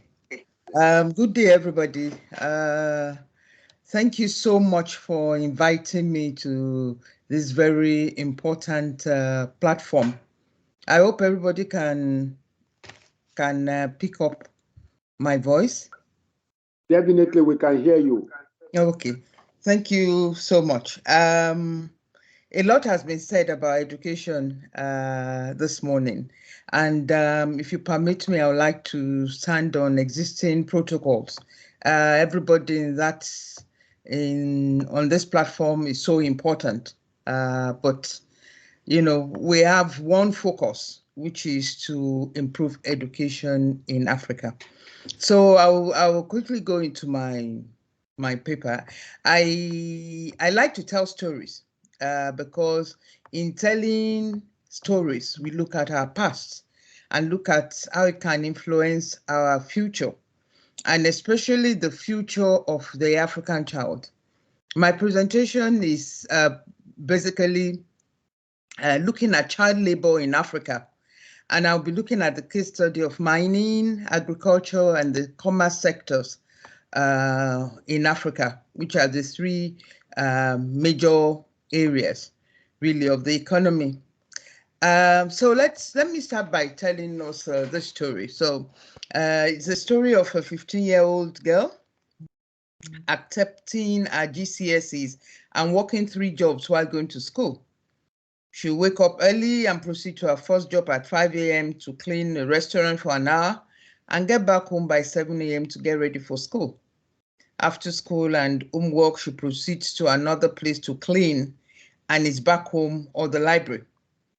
Every evening, she goes to another place to do her chores before closing for the day. In all of this, she never felt marginalized or thought she was being victimized or pressured to work. In fact, she felt grateful that she was engaged and productive. Her parents, who were both educationists, tried to dissuade her often, but she felt it was better to work than be idle. Her schooling never suffered. She would take her pay and use it to buy dead groceries for the family. This seed of greatness was planted at this time. She picked up skills she could otherwise not have gotten: team building, time management, communication skills, etc., far earlier than her peers. Today, that little girl stands tall before you as the chairperson of 5 different companies spanning mining, education, IT, consultancy, leadership and management training, coaching and mentoring, and engineering construction. The skills she gained at 15 propelled her into the future. However, there's a thin line between work that does not impact the development, growth, and education of the child and practices that do just that. So I want us to compare that story to another 15-year-old girl who was pulled out of school to contribute to the economic welfare of the family. After all, according to her father, she cannot amount to much. Neither is she going to carry on with the family name. All advice was rejected by the family, citing poverty and the need for everyone in the family to contribute to the general welfare of the entire family. Fast forward to 45 years later, the second girl, now a grandmother several times over, passes on the same message to her own children as she attempts to feed her ever-growing family, now including grandchildren abandoned by her children for her to look after.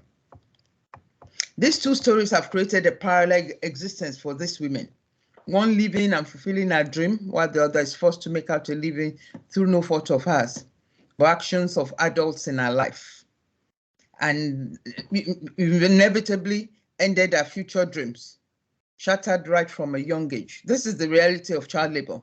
One can go on and on with different scenarios of the effect of child labor. The International Labour Organization, which, by the way, has done a lot of work, a lot of data is out there, agrees that not all work done by children can be categorized as child labor. They postulate that when children participate in work that does not affect their schooling or well-being, this can be seen as a positive thing. Participation in the workplace can contribute to welfare of a family and can also allow them to pick up skills that will hold them in good stead and prepare them for greater challenges later in life. In contrast is the practice where children below the acceptable age are deprived of schooling and engage in practices that endanger their well-being.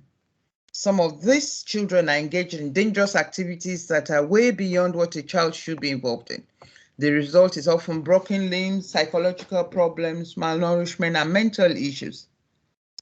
No wonder some of these children end up in the streets on drugs and substance abuse, often to numb the pain that they have been dealt.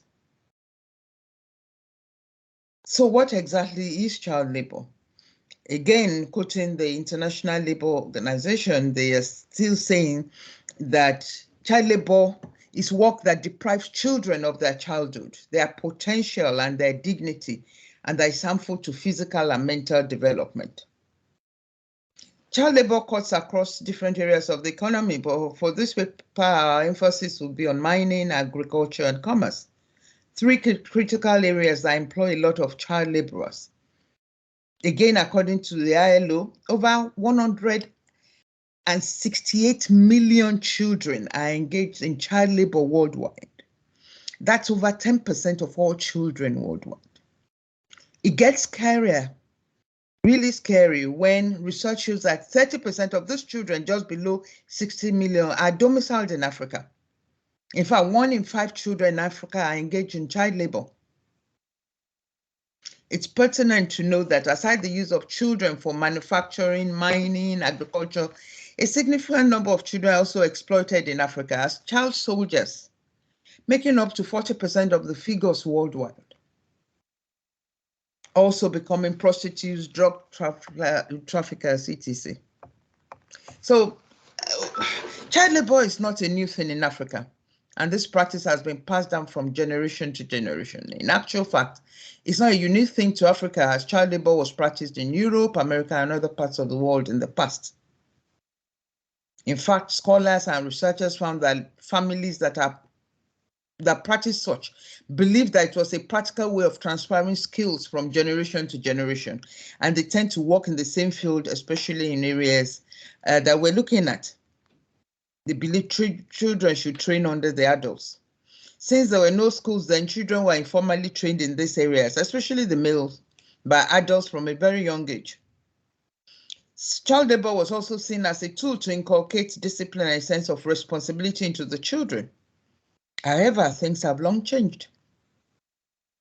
In countries that colonized Africa and encouraged child labor as a means of cheap labor, most of these countries now have enacted deliberate policies and government interventions that ensure children are well protected against such activities. But it appears African children have been left behind.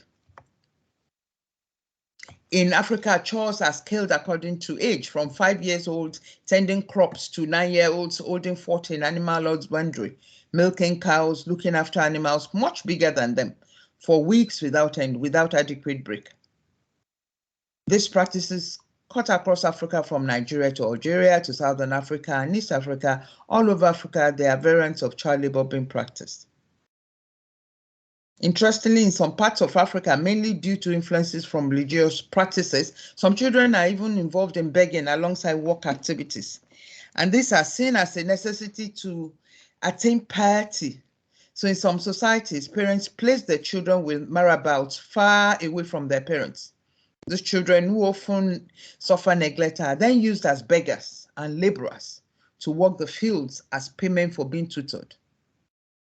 Some of the blame for child labor also rests with colonial masters who came into these structured societies and preferred to work with families instead of individuals. So you find that in those days, all families, including wives and children, were working for an individual, doing chores ranging from gardening to cooking to picking fruits, etc.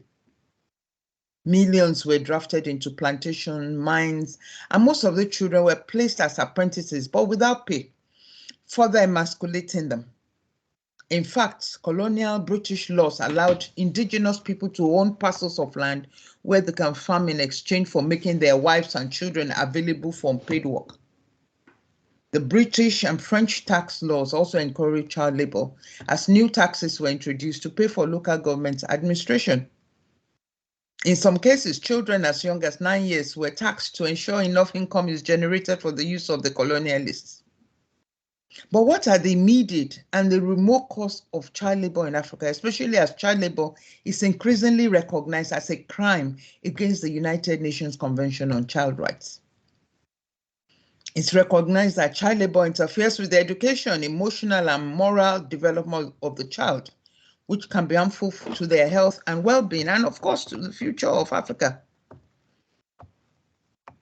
So, for example, children in Nigeria, indeed the whole of Africa, are subjected to the worst forms of child labor, including in commercial sex exploitation and use in armed conflict, as mentioned earlier. So in 2021, Nigeria, in an effort to eliminate child labor, enacted the National Policy on Child Labor and the National Action Plan for the Elimination of Child Labor. And you see across Africa, a lot of governments are doing this, trying to find solutions, trying to enact laws that can guide this. As good as and as well-intentioned as these interventions are, some of them leave a lot of people, especially children, working in the informal sector or who are self-employed. Poverty and unemployment is often seen as the major cause of child labor. Children from poor homes are often relied upon, in some cases, to provide the basic needs for their family. So you find that as employment figures rise, of course, the incidence of child labor also rises with it. The other factor is the almost impossible access to decent work, often because of the lack of basic education. So all over Africa, the same scenario is playing out. Child labor deprives the African child from accessing basic education, which will have provided them with the skills to get better paying jobs in future. And therefore, the cycle unfortunately continues. Another factor is the uneven distribution of wealth and resources in most countries in Africa. In some countries like Nigeria, where education is free, children are often, in some parts of the country, education is free. Children are often asked to contribute extra money for different things, thereby negating the intention of government. A lot of children drop out for this reason. Even when they don't drop out, they are forced to work to supplement their schooling and their families. Introduction of these illegal fees and additional costs of materials were often more than not scare families, poor families, from accessing education for their wards. The socioeconomic part of the problem is that in some countries, the child laborers are now becoming the economic powerhouses of their families, especially where parents are physically weak or uneducated or have challenges. Some of them lose their jobs. Children, therefore, now find themselves as the authority in the house, with some parents becoming fearful of their children, yet they sometimes need them for survival. This is often seen in areas where children become child soldiers or child prostitutes.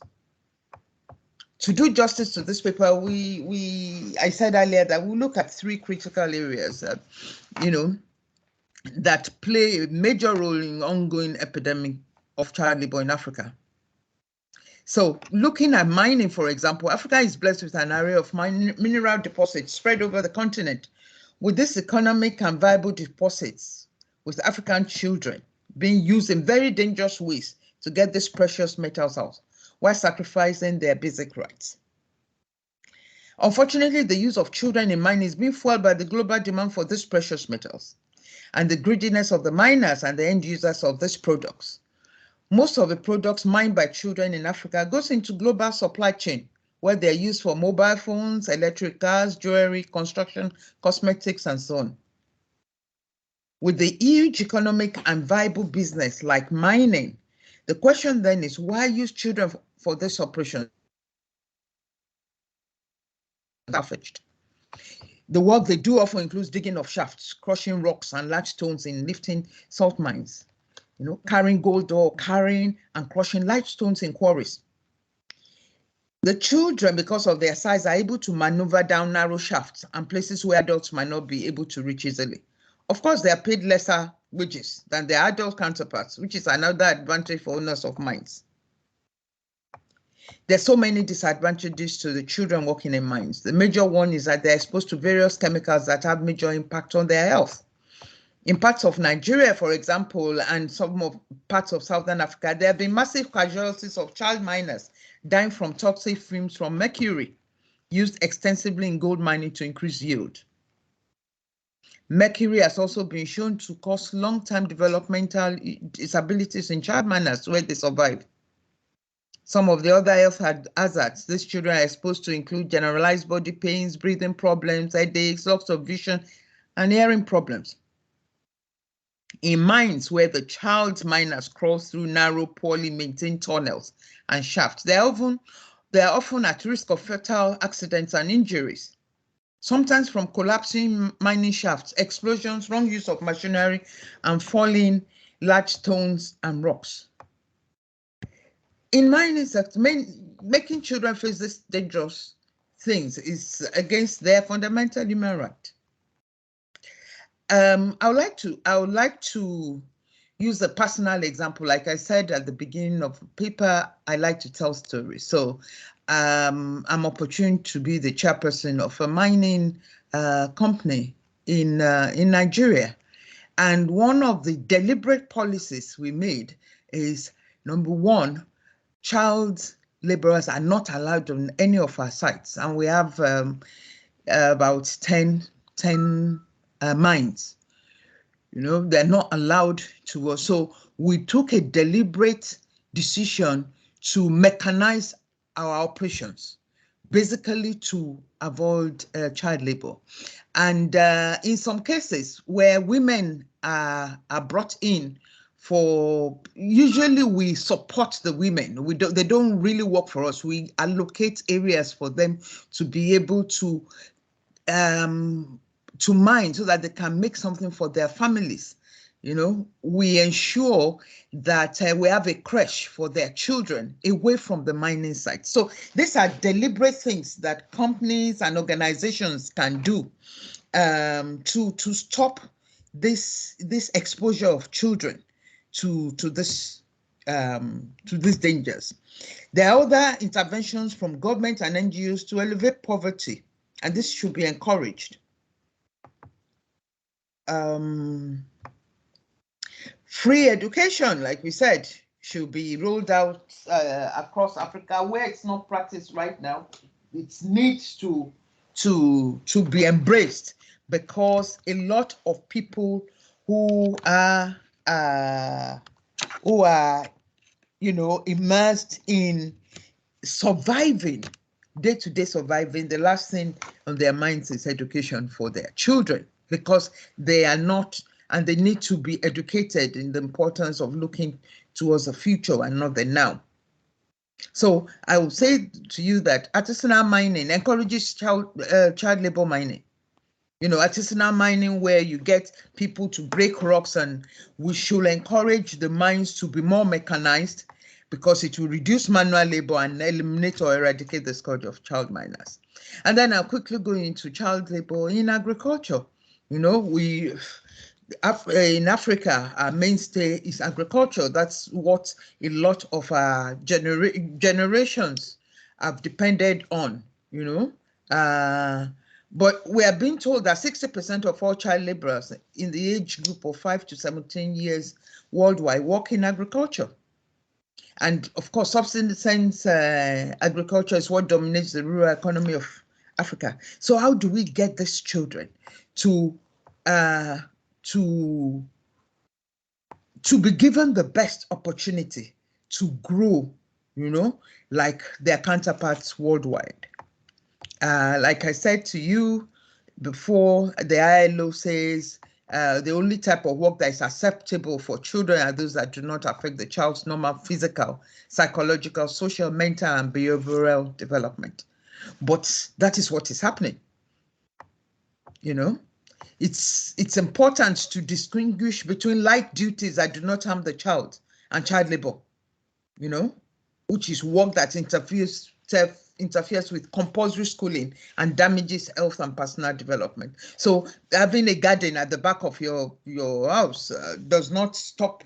It's not, well, we will look at it, but does that, if you send your child to a garden at the back of your house to provide vegetables and fruits and tomatoes and all this, is that child labor? That's something that we need to look at. Or these are things that actually help in their development. One of the critical areas, the dangers for children in the farms, on the farms, are pesticides, you know, because they are so young.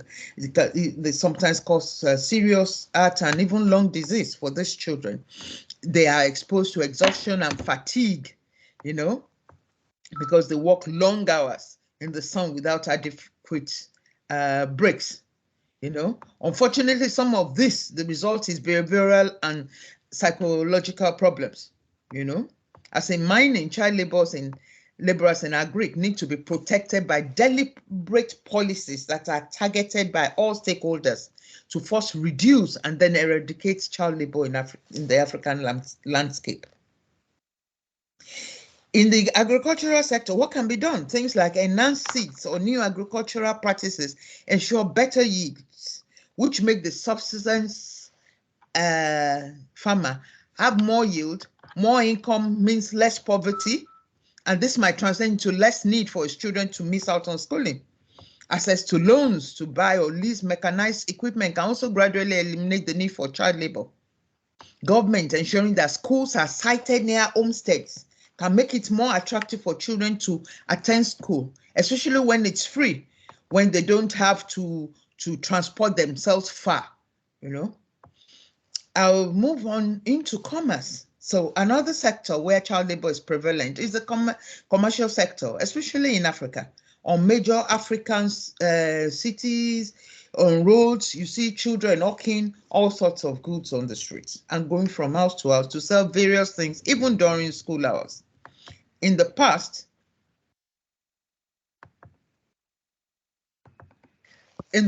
many African parents used their children and wards to sell farm produce. After harvesting, the children also sell a variety of other things like snacks, provision, and day-to-day household items, you know. These child laborers are unfortunately faced with sexual abuse, road accidents, kidnappings, harassment by adults, illiteracy, and general developmental disabilities. Through this dangerous exposure, some children have become pregnant. Some have carried out unsafe abortions, which have affected them permanently, while some have died. Some have become addicted to substances, resulting in psychological and behavioral issues, while others have contracted STDs with its attendant repercussions. This practice cannot be allowed to continue, as it's endangering a whole generation of African children. So what is the solution? The solution might have been found, but it needs to be tweaked and rolled out in a more professional way. And I propose to you that we should look at the apprenticeship and vocational skills for some of our children. Apprenticeship is a training for a profession under a mentor profession or professional. It's already been done in some areas, but there's need to moderate it more. So one of the key practices of this apprenticeship that we need to look at is from a tribe in Nigeria, the Igbos. The Igbo apprenticeship has been studied worldwide by the UN, by developmental organizations. The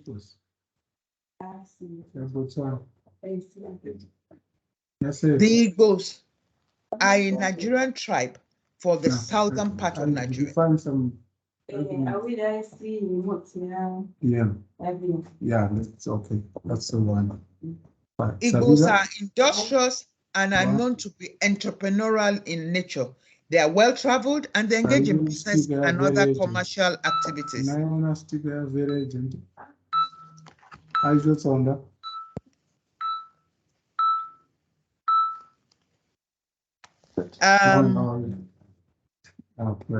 I don't know, somebody's, but anyway, I'll continue. The Igbo apprenticeship system is just a basic practice. Yes. It's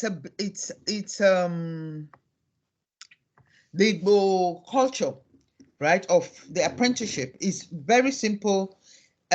Somebody representing a young man approaches a business man who is already established in a particular field, introduces the child and says, look, this child will serve you for 5 years, and they enter into a contract. So the child serves the master. Within the 5 years, he's being taught day to day what's the business, what it takes to run a business like that. At the end of 5 years, the man, the boss, settles the young man, basically establishing the same type of business, gives him a shop with things inside and frees him to go and start his own business, and possibly even take on more apprentices. This has been on for generations and it is working, but it's not a regulated thing. So you see that there might be some bosses who will default after 5 years. There might be some children who are deprived of education. What I'm proposing and what I want us to look at is the possibility of moderating this apprenticeship into a scheme like the City and Guilds being done in the UK, whereby that young apprentice can be monitored professionally. So an assessor goes into the shop and assessing him, maybe basically for customer service, how to present yourself as the first phase. He passes that and is given a certificate. And he sets guidance for another 6 months and says, okay, these are the things you need to achieve. These are the texts you need to read. And gradually that child becomes educated, as well as he is given skills that he can engage in and hopefully get him off the streets and away from what is known as child labor the way we know it. To conclude my paper, I believe that there are some key things. Some of the earlier speakers have mentioned them. I've tried to make mine as, like I said, I like to tell stories. So, but the speakers ahead of me they've actually mentioned some of it, you know. Number one, like I said, is to find a modified type of Igbo apprenticeship to be rolled out to meet the needs of different countries, different communities in Africa.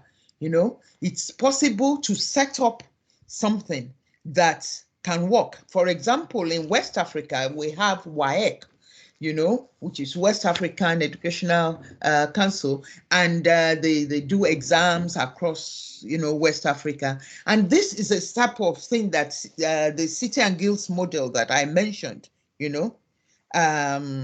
So that's something that could work in mining, it could work in agric, it could work in commerce, you know. So these children, like on our mines, for example, we have young Africans who have approached us and said, oh, we want to go into mining. But what we've done is channel them back into education, right? And then mentored them to be able to get certification, and you know, they become educated. The second suggestion is that there should be targeted intervention by governments, NGOs, and other agencies to ensure their interventions eradicate child labor in Africa. Schools should be cited, like I said earlier, around localities where there are potentials for child labor. Education must be free, and part of the curriculum should be vocational skills that can be useful to them. So they are kept in school, but they're also potential earners, not doing dangerous activities, but using their acquired skills, you know. Government must continue to create policies and programs that provide support for children and increase access to education. Companies should be discouraged from using child labor in their organization. There must be specific punishment for individuals and organizations who flout these policies to stop child labor, and they must be sanctioned and persecuted. They must be prosecuted. As mentioned earlier, eradication of poverty in Africa must be the target of all stakeholders, as it has a direct impact on the total eradication of child labor. I believe that's why we're at this platform, to channel a path for the reform of education across Africa for the sake and future of the African child and our dear continent. We must, as a matter of urgency, strategize on how to turn things around, from designing curricula to specialized training that improves teaching and learning, old school reforms, introduction of relevant vocational training to mainstream schooling, adapting the apprenticeship model, adequate funding, empowerment of parents, and strategies to reduce poverty, and the will for all stakeholders to make the necessary changes. Like, again, a personal example, for my GCSEs, I took on carpentry. I believe my interest in carpentry made me, for further education, go into engineering. So I became a civil engineer. I believe the young mind that was open to this opportunity. Meanwhile, there are some children that actually go and learn the carpentry as a trade. But within the educational sector, we must identify some of these skills some of these competencies that we can give, pass on to these children to make them take better decisions for their future. The list is extensive, but it can be done. Starting from this August assembly, preferring some far-reaching solutions to issues raised. Hopefully, this will be the beginning of the reforms we crave for education in Africa. I'm saying African education designed by Africans for Africans will make Africa great again. I thank you for listening and for your time. Thank you so much for inviting me. Thank you very much. Thank you very much, Ma. We appreciate your contribution. We appreciate your speech. We know from your experience and what you have gone through, you'll be able to assist us in this journey to reform our education curriculum in Africa. I was with one of the leaders in Africa, and we were discussing something about our education, especially the child education, the female, and they told us some of the challenges they have in their country, you know, bringing these girls into school. And we believe that this is a kind of platform where we can find solutions to assist them, you know, to bring these girls back to the school. Like you've said, poverty is one of the problems we have in Africa. And when we see our female children, especially in the rural areas, what is happening to them, they are very alarming. But we are saying that among them, we've got brilliant children, intelligent, you know, that we can be proud of in Africa. You are able to give us your background and some of the things that you did as well. You know, some people will be saying, how can a woman be a carpenter? You know, how can a woman be a carpenter? How possible is that? But how many of our children can do that today? How many of our female children can do that today? They hear you. So we in other words, vocational studies, technical studies are very critical, you know, and unfortunately, we believe that if we cannot speak English like those in the Queensland, you know, we even want to speak more than them. We can't find ourselves in that space to compete successfully in the world. I had to learn from a friend of mine, a Chinese man. He said, listen, we're not interested in that language. What we are interested in is what we can do with our hands.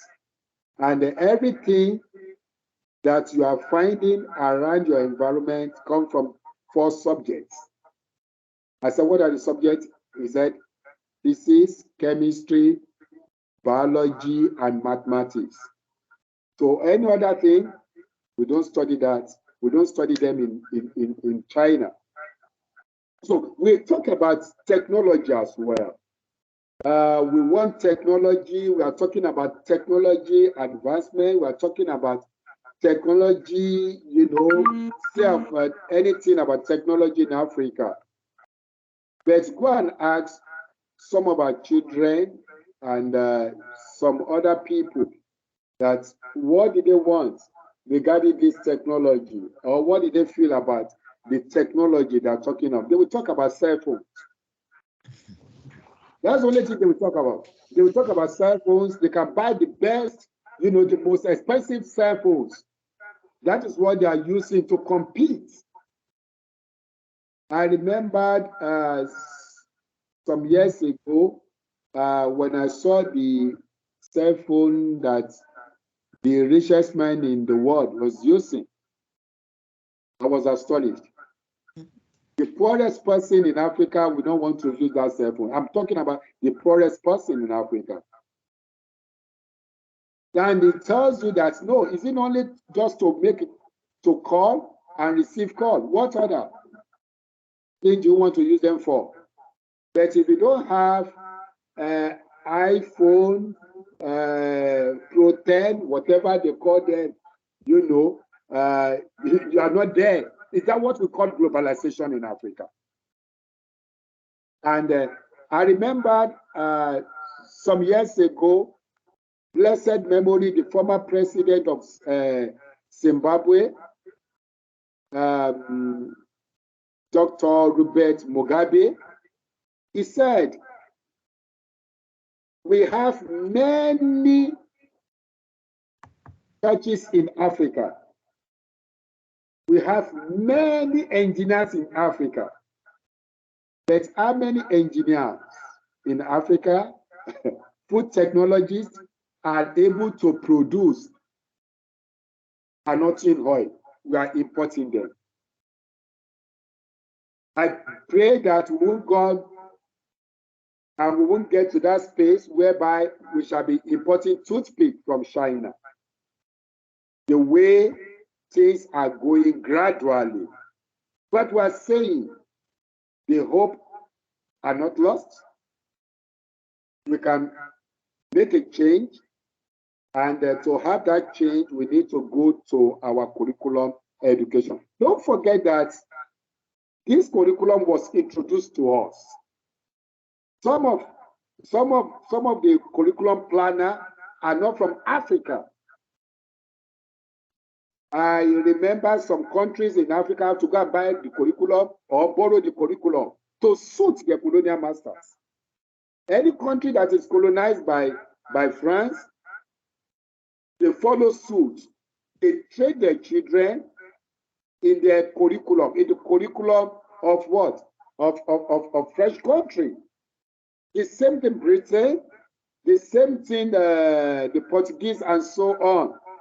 So where is African curriculum, for God's sake?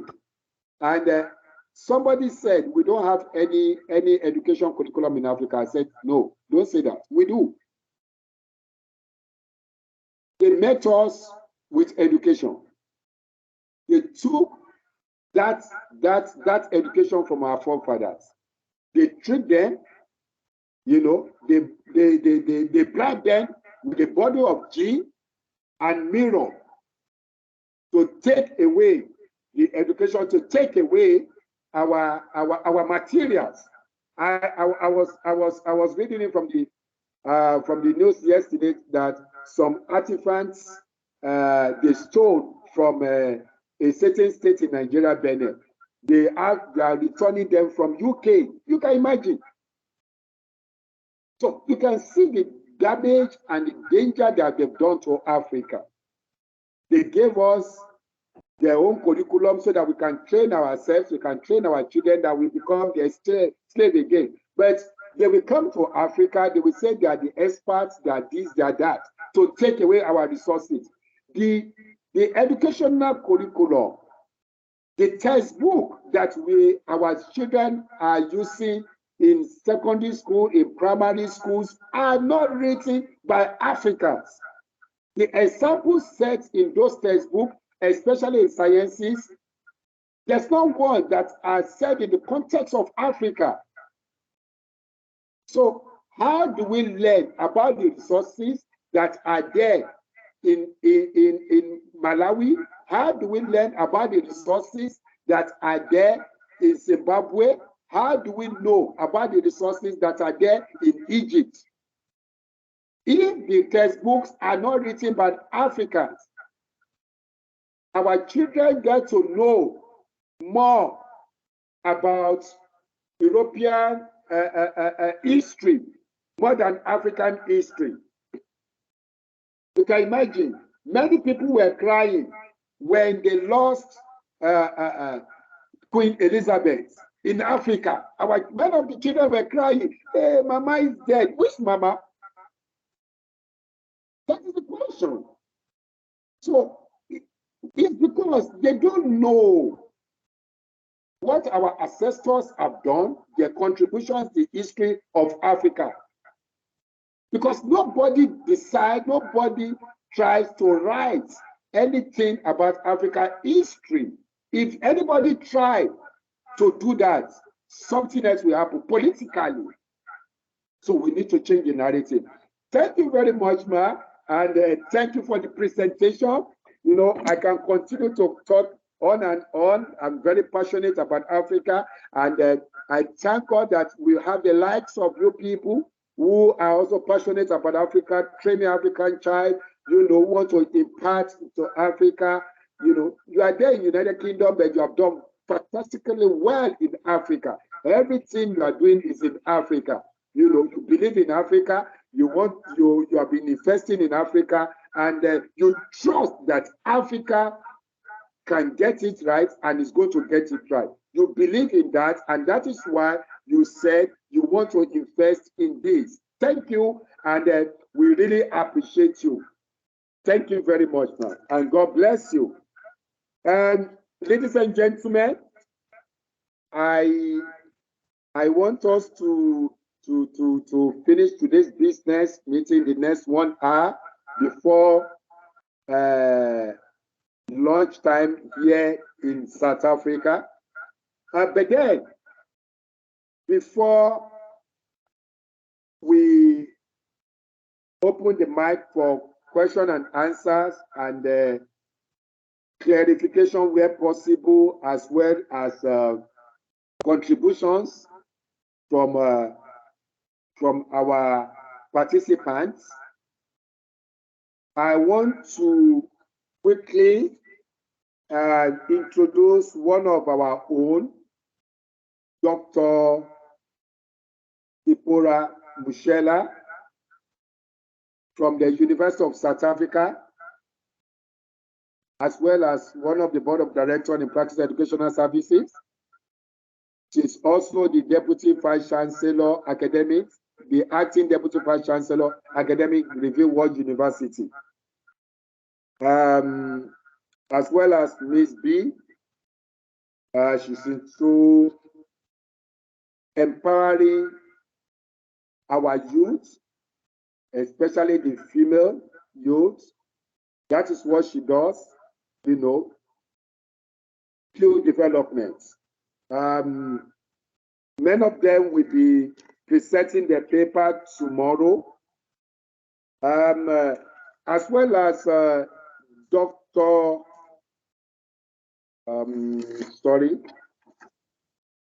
Dr. Joshua. He shall be presenting his paper tomorrow as well. The Chancellor and the founder of Review World University, as well as the Vice Chancellor of Reviewed World University.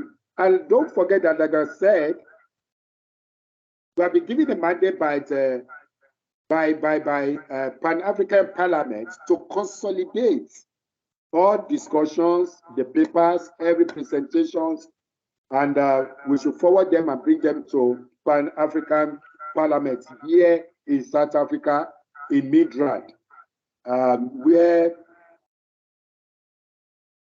justice will be done.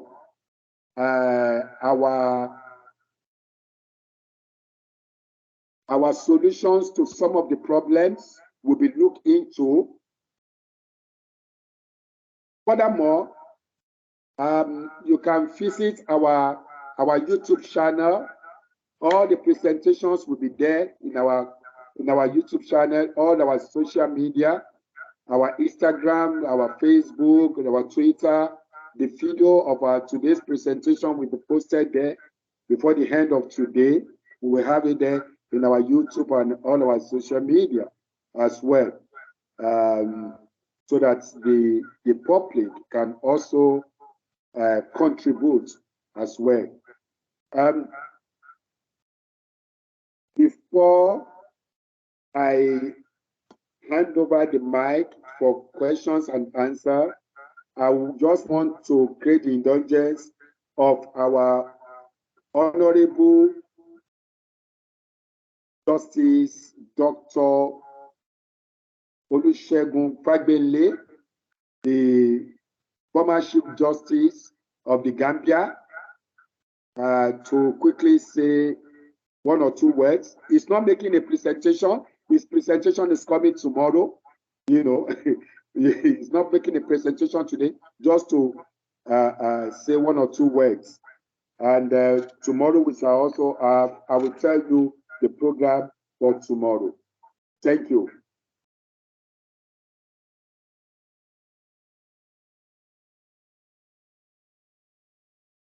Justice Fagbele. Thank you, sir. Your mic is mute, sir.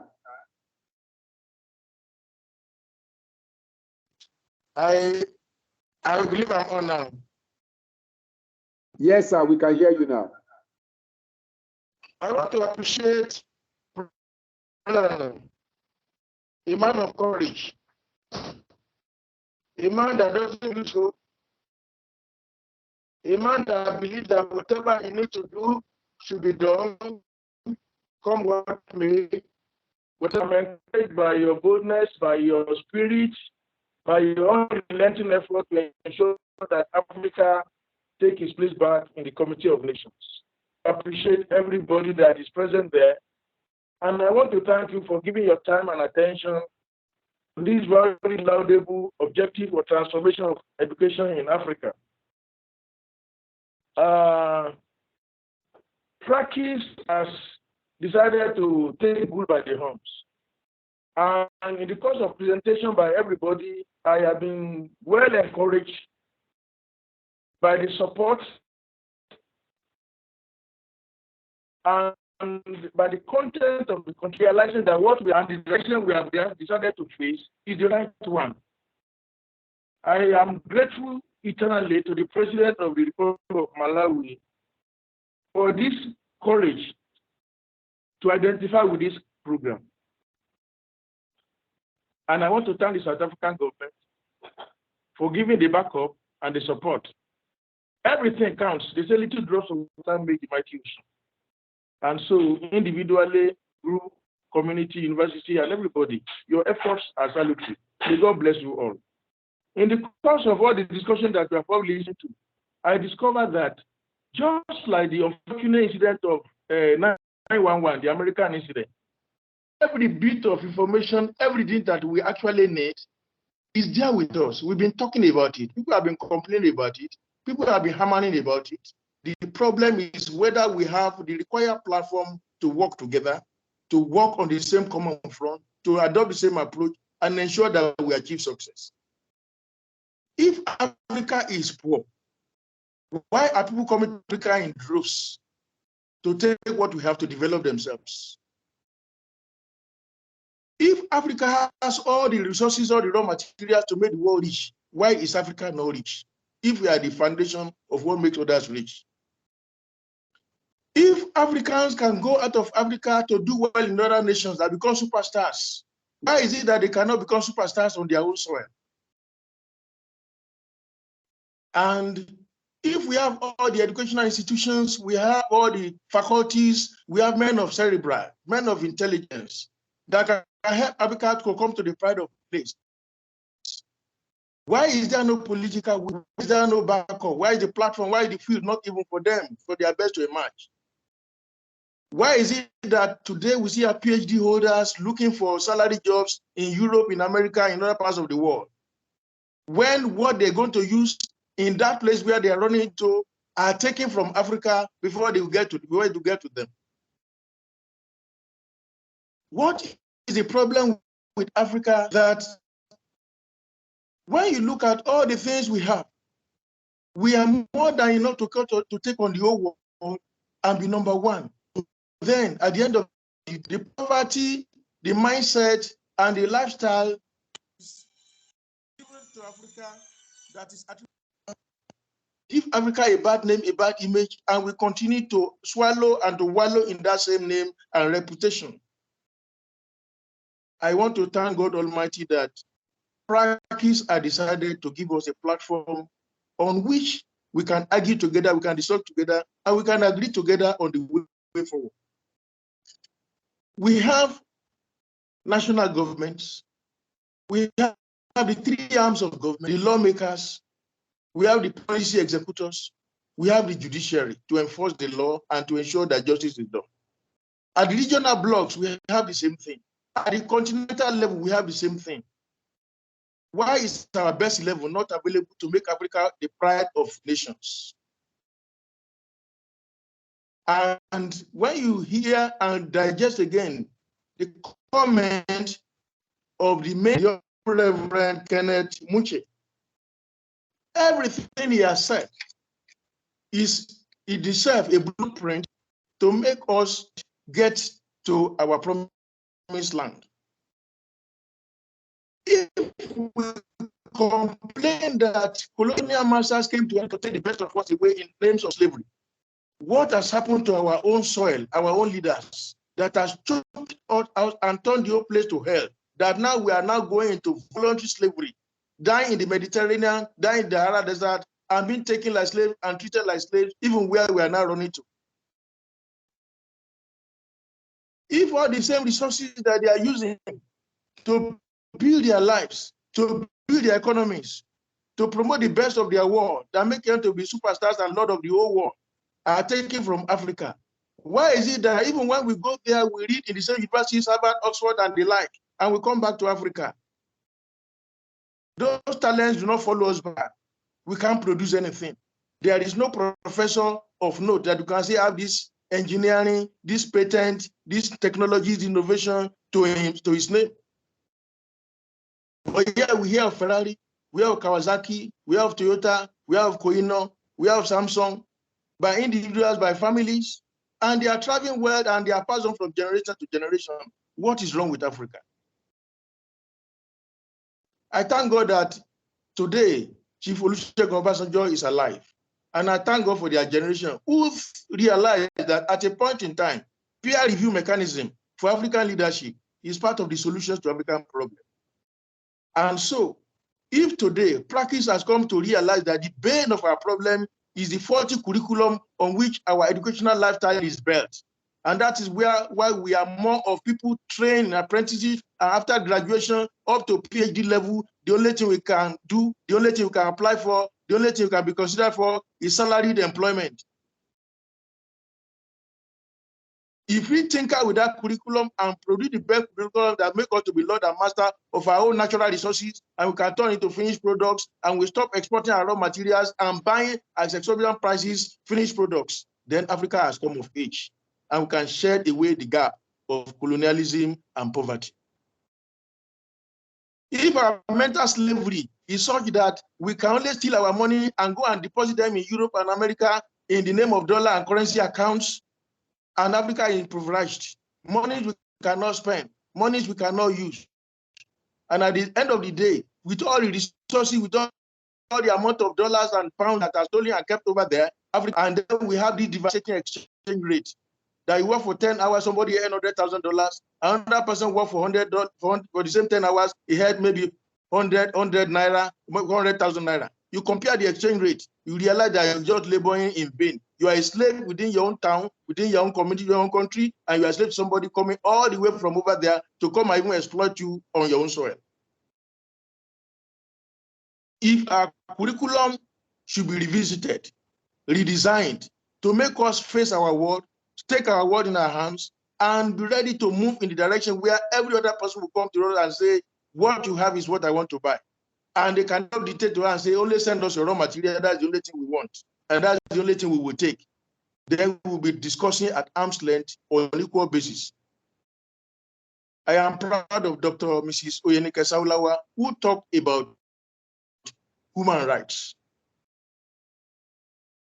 child rights, and what women can do, what the girl child can become. The truth is that if our environment, our governments, the kind of environment that make our best to be the best, to our best to come up, then certainly, we in no time, we can share the gap of poverty, the gap of corruption that is inspired and encouraged even from outside, and then we can be our own Lord and Master. Africa has all that it takes, and all we need to do is to look at ourselves again, do some mind shifting, do some paradigm shift, and do the right thing. I am hopeful that in this session, even the ones we have looked into and the ones to come, we'll be able to see all the things that can make Africa stand on its two legs. The first universities are reputed to have come from Egypt, Cairo. The first scientific innovations and inventions came from that area. But today, we are borrowing everything from all over the world. The gentleman said, even when the royal families in Saudi used to come to UCH in Ibadan for medicals, but now, up to the national level, up to the president, we all go abroad to go and do medical treatments, even for common malaria. Yet, the money that they used to build that hospital over there, and the money they take their surgeons and consultants, we can use to produce more than 100 of them on African soil. And mind you, most of their surgeons, most of their experts are Africans. May God help Africa. If our leaders would just be bold enough on the political will, then the achievements, the attainments, and the formula that is in AUMW 2063, African transformation agenda can be achieved, can be realized. By the grace of God, I'll be talking more tomorrow on the place of legislation and policy formulation in the transformation of education in Africa. And I pray that all these things added together will make practice objective of educational transformation in Africa a reality faster than we thought. May God bless you all. Thank you, sir.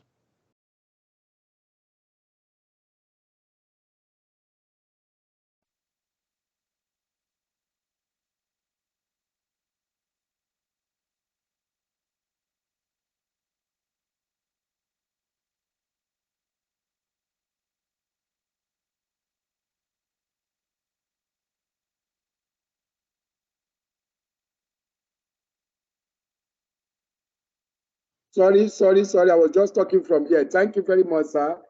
Thank you very much. Yeah, we know you have not said anything. Tomorrow is your full speech. Tomorrow is your day. You are just setting the pace now. So I just want to inform our delegates that our Honorable Chief Justice will be presenting a full paper tomorrow. Where you have opportunity to ask him questions about many things. You know, the role of our policies, the roles of the law, and so on and so forth, in terms of where we find ourselves today in our educational curriculum in Africa, and what should be done going further. Furthermore, tomorrow we shall be having as well the chairperson for culture, religion, and linguistics in South Africa, Professor David Musuma. You know, they must tell us the role of culture, language, how they contribute, and what will be their contributions to globalize Africa as well. So, ladies and gentlemen, I want to hand over the mic to our COO, who shall be taking questions from delegates or who wants anything in terms of reflections from any of our delegates. Thank you.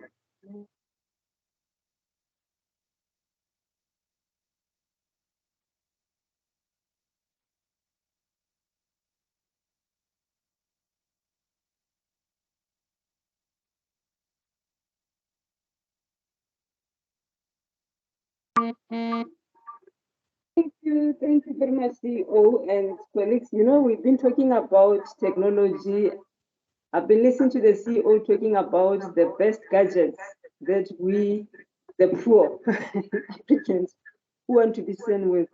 So I'll be struggling with my gadgets there as well in terms of my mic. Nevertheless, like the CEO have said, your Lordship, Chief Justice, is still going to sanitize us tomorrow in terms of legal issues regarding our education systems. And colleagues, let us not shy away from asking questions. It's not only about asking questions. We can also, as well, make contributions to what has the discussions has been going on. There has been a host. Actually, we have been bombarded by the heavyweights of speakers today, which I really appreciate. You know, when we were taught, when we were at school in primary, they taught us that the first meal, which is the breakfast, you must eat as if you are not going to eat again. So today is our breakfast. We have to eat a lot. And then tomorrow it will be our lunch and finally our dinner on Wednesday. So I liked what our Honorable Professor Valeta have said in his speech earlier. What he said when he started, I remember he said, before we can even talk about solutions, we need to understand the challenges. We need to recognize them, acknowledge them, and then we need to find out how did we find ourselves in those kind of challenges before we can even talk about solutions. One other thing I've noted from Honorable speech that stood out for me anyway was that, you know, we are known as African countries to have best policies, you know, to talk about the best solutions. But when it comes to implementation, it's a problem, which we really acknowledge that is our challenge ourselves. So we need to start for us to get somewhere. So that having said that, I now open the platform for anyone who's got any question or any suggestion or any input that you might want to add. Feel free to do that. That is the discussion session now.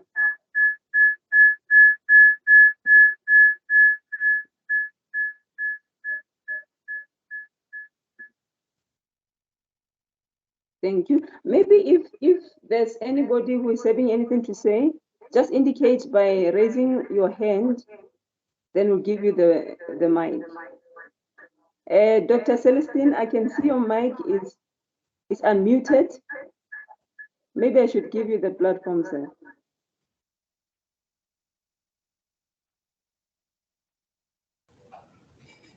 Now, I think you can continue. Okay. Thank you very much. Thank you very much, Dr. Celestine. Any other person, colleagues, who picked interest? I know that we are in the midst of heavyweights. I was having goosebumps when I was listening to the speeches, you know, to say, you know, in Africa, we are blessed because all of us sitting down here in this platform, I know that we are Africans. So the question is, why are we not getting it right? So I think, like Professor Valeta have said in his speech, to say we need to start somewhere. So this is where we are supposed to actually start. So I don't know, because I'm expecting people to speak. If there's any clarity seeking question regarding all the presentation that have been made or any inputs, please do so.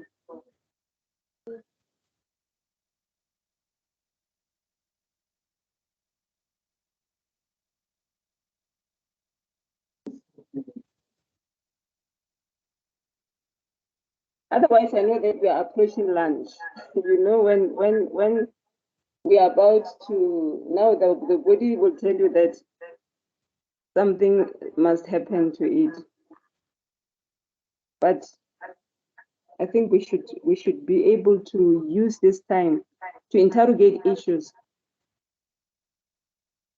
You know, there's another thing that I've seen in the presentation of Professor Joshua, that when he in his presentation they said in their vision Malawi 2060, sorry, to say they want to make mandatory education for secondary, from primary to secondary, 100%. You know, it's something that is actually a huge bar to put, but I think it is not impossible to accomplish. Okay, let me hand over the mic to our Honorable CFO. I think she wants to say a word or two as well. Honorable CFO, over to you. Thank you very much, Honorable COO. You know, like you've already said, the speeches that were given are really from heavyweights. You know, there's a wealth of knowledge that we have received from the speeches given. And one thing that interested me or caught my attention was coming from the speech from our honorable as well, as you have said, Honorable Prof. Joshua Valeta. You know, it is very, very, very much alarming to see that if 1 in 10 learners at the age of 10, those are learners between the ages, between grade 4s and 5, if they are not able to read, you know, it is something very, very alarming. And it's something that as parents, as Africans, and if we are pushing this agenda and we are saying we want our education system to transform, and we still see these problems persisting, we still see these challenges coming up, what do we do then? There is something that Prof also said, that we need to hold each other accountable. You know, so as a parent, as a mother who is having a 10-year-old who in grade 4 or who can't read, you know, as a society, we become very frustrated. And sometimes, though, there are some who just take it to say maybe it is part of the education. Maybe they will pick up when they get older. For example, here in South Africa, we know that children go to school at the formal age of 7 years old. So in 3 years of their schooling, they are, if at the age of 10 they are not able to read, or they are not able to read for meaning, it is a concern. So perhaps another question that we need to start interrogating, that we need to start posing, who do we hold accountable? Like Prof said, we need to hold each other accountable. As parents, who do we hold accountable? Are we supposed to be held accountable for our children not being able to do what they are expected to at least be doing at that age? Or do we hold the teachers, or do we hold the government, or who do we hold accountable in that sense? So that is just another form, or another question that we need to start asking ourselves going forward, to say, how do we assist these children? Because and luckily from the speech also, another thing that emerged was that in Malawi they have identified these 5 strengths in the solid foundation, which they've made. Especially, I've seen that in his presentation that ECD was part of it. If we can strive to get our children at that very, very, very foundation, at that very low level, to be able to at least be literate. Being literate is another step, is another part of the thing that learners at least need to get at that age. So my contribution at this point in time is to say, we need to also look at who really do we focus on, who do we shift the focus at, who do we hold accountable for those kind of things. Is it us parents? Is it only the teachers? Is it the government? Who do we really hold accountable? What needs to be done? How do we change this alarming factor? That is just one thing that I wanted to bring for us to know, to talk about, or to discuss. Thank you.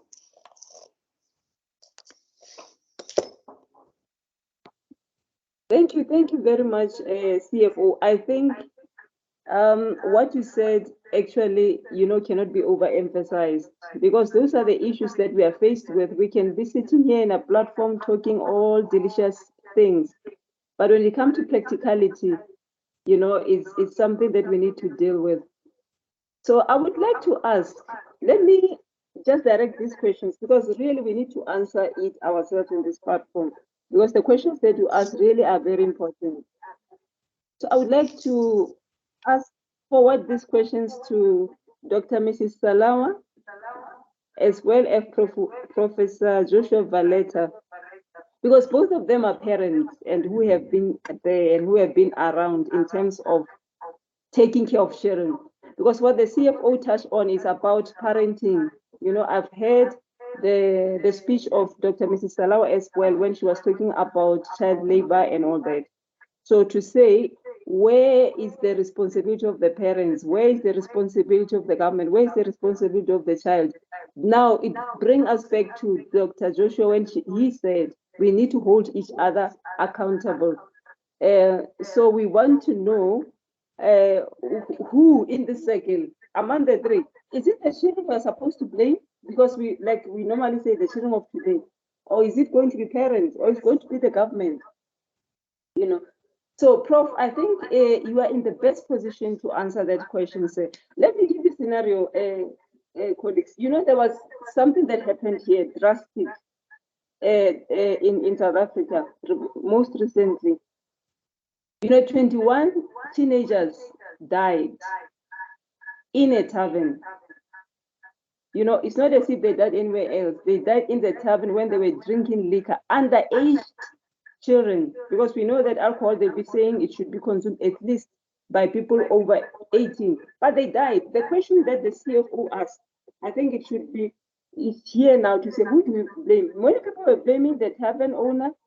Some were blaming the government to say they're not regulating taverns. Some were blaming the children. Some were blaming the parents. So, Prof, can you please assist us in this one, sir? Because that is why you are here in our midst, so that you can share your expertise in terms of this kind of issues, sir. Respectfully, Professor Joshua Valeta, can I please kindly hand over the mic to you, sir? Thank you very much, CEO, for giving me the space. Well, you asked me a very important question there on accountabilities. And you put me on the spot when you say you are also a parent. So what do you think? Yeah, that's why I like having honest conversations such as this. I'll tell you what. My personal belief, based on, of course, from a professional point of view, but also from a social point of view, is that first of all, government should be held responsible. Second, it's the parent. Oh, by the way, I should have started by saying, I don't think we should hold the kids responsible. They are kids, they are children. In fact, the duty of a parent and the duty of society, and therefore the duty of government, is to make sure that they are raising a generation of responsible human beings that will be keen to foster development, but also do so in a sustainable way, so that they're also preparing a future for the generations to come. So that's a responsibility. I don't believe personally that we can hold responsible a child who is 18 years old or 15 years old. And that's why even the law acknowledges that. And the Chief Justice is here. Tomorrow we'll hear more. But I don't think so. In fact, more of the child delinquency that is there is wrongly blamed. I think we should be saying this is a parent's delinquency. It's a government's delinquency. It's a society's delinquency. Look at the work that Oyenike is doing. That shows that you take leadership as a parent, as a leader. You have a position of power. You can make a decision and make a difference and create hope for the children. The children are there to really be molded, just like ourselves, all of us here. I think to a greater extent we have achieved what we have achieved because of what our parents did and also because of what our governments in the past have been able to do, despite the mistakes that were there. But also, of course, some of the challenges we are facing is because of the some of the shortfalls that were there in the parenthood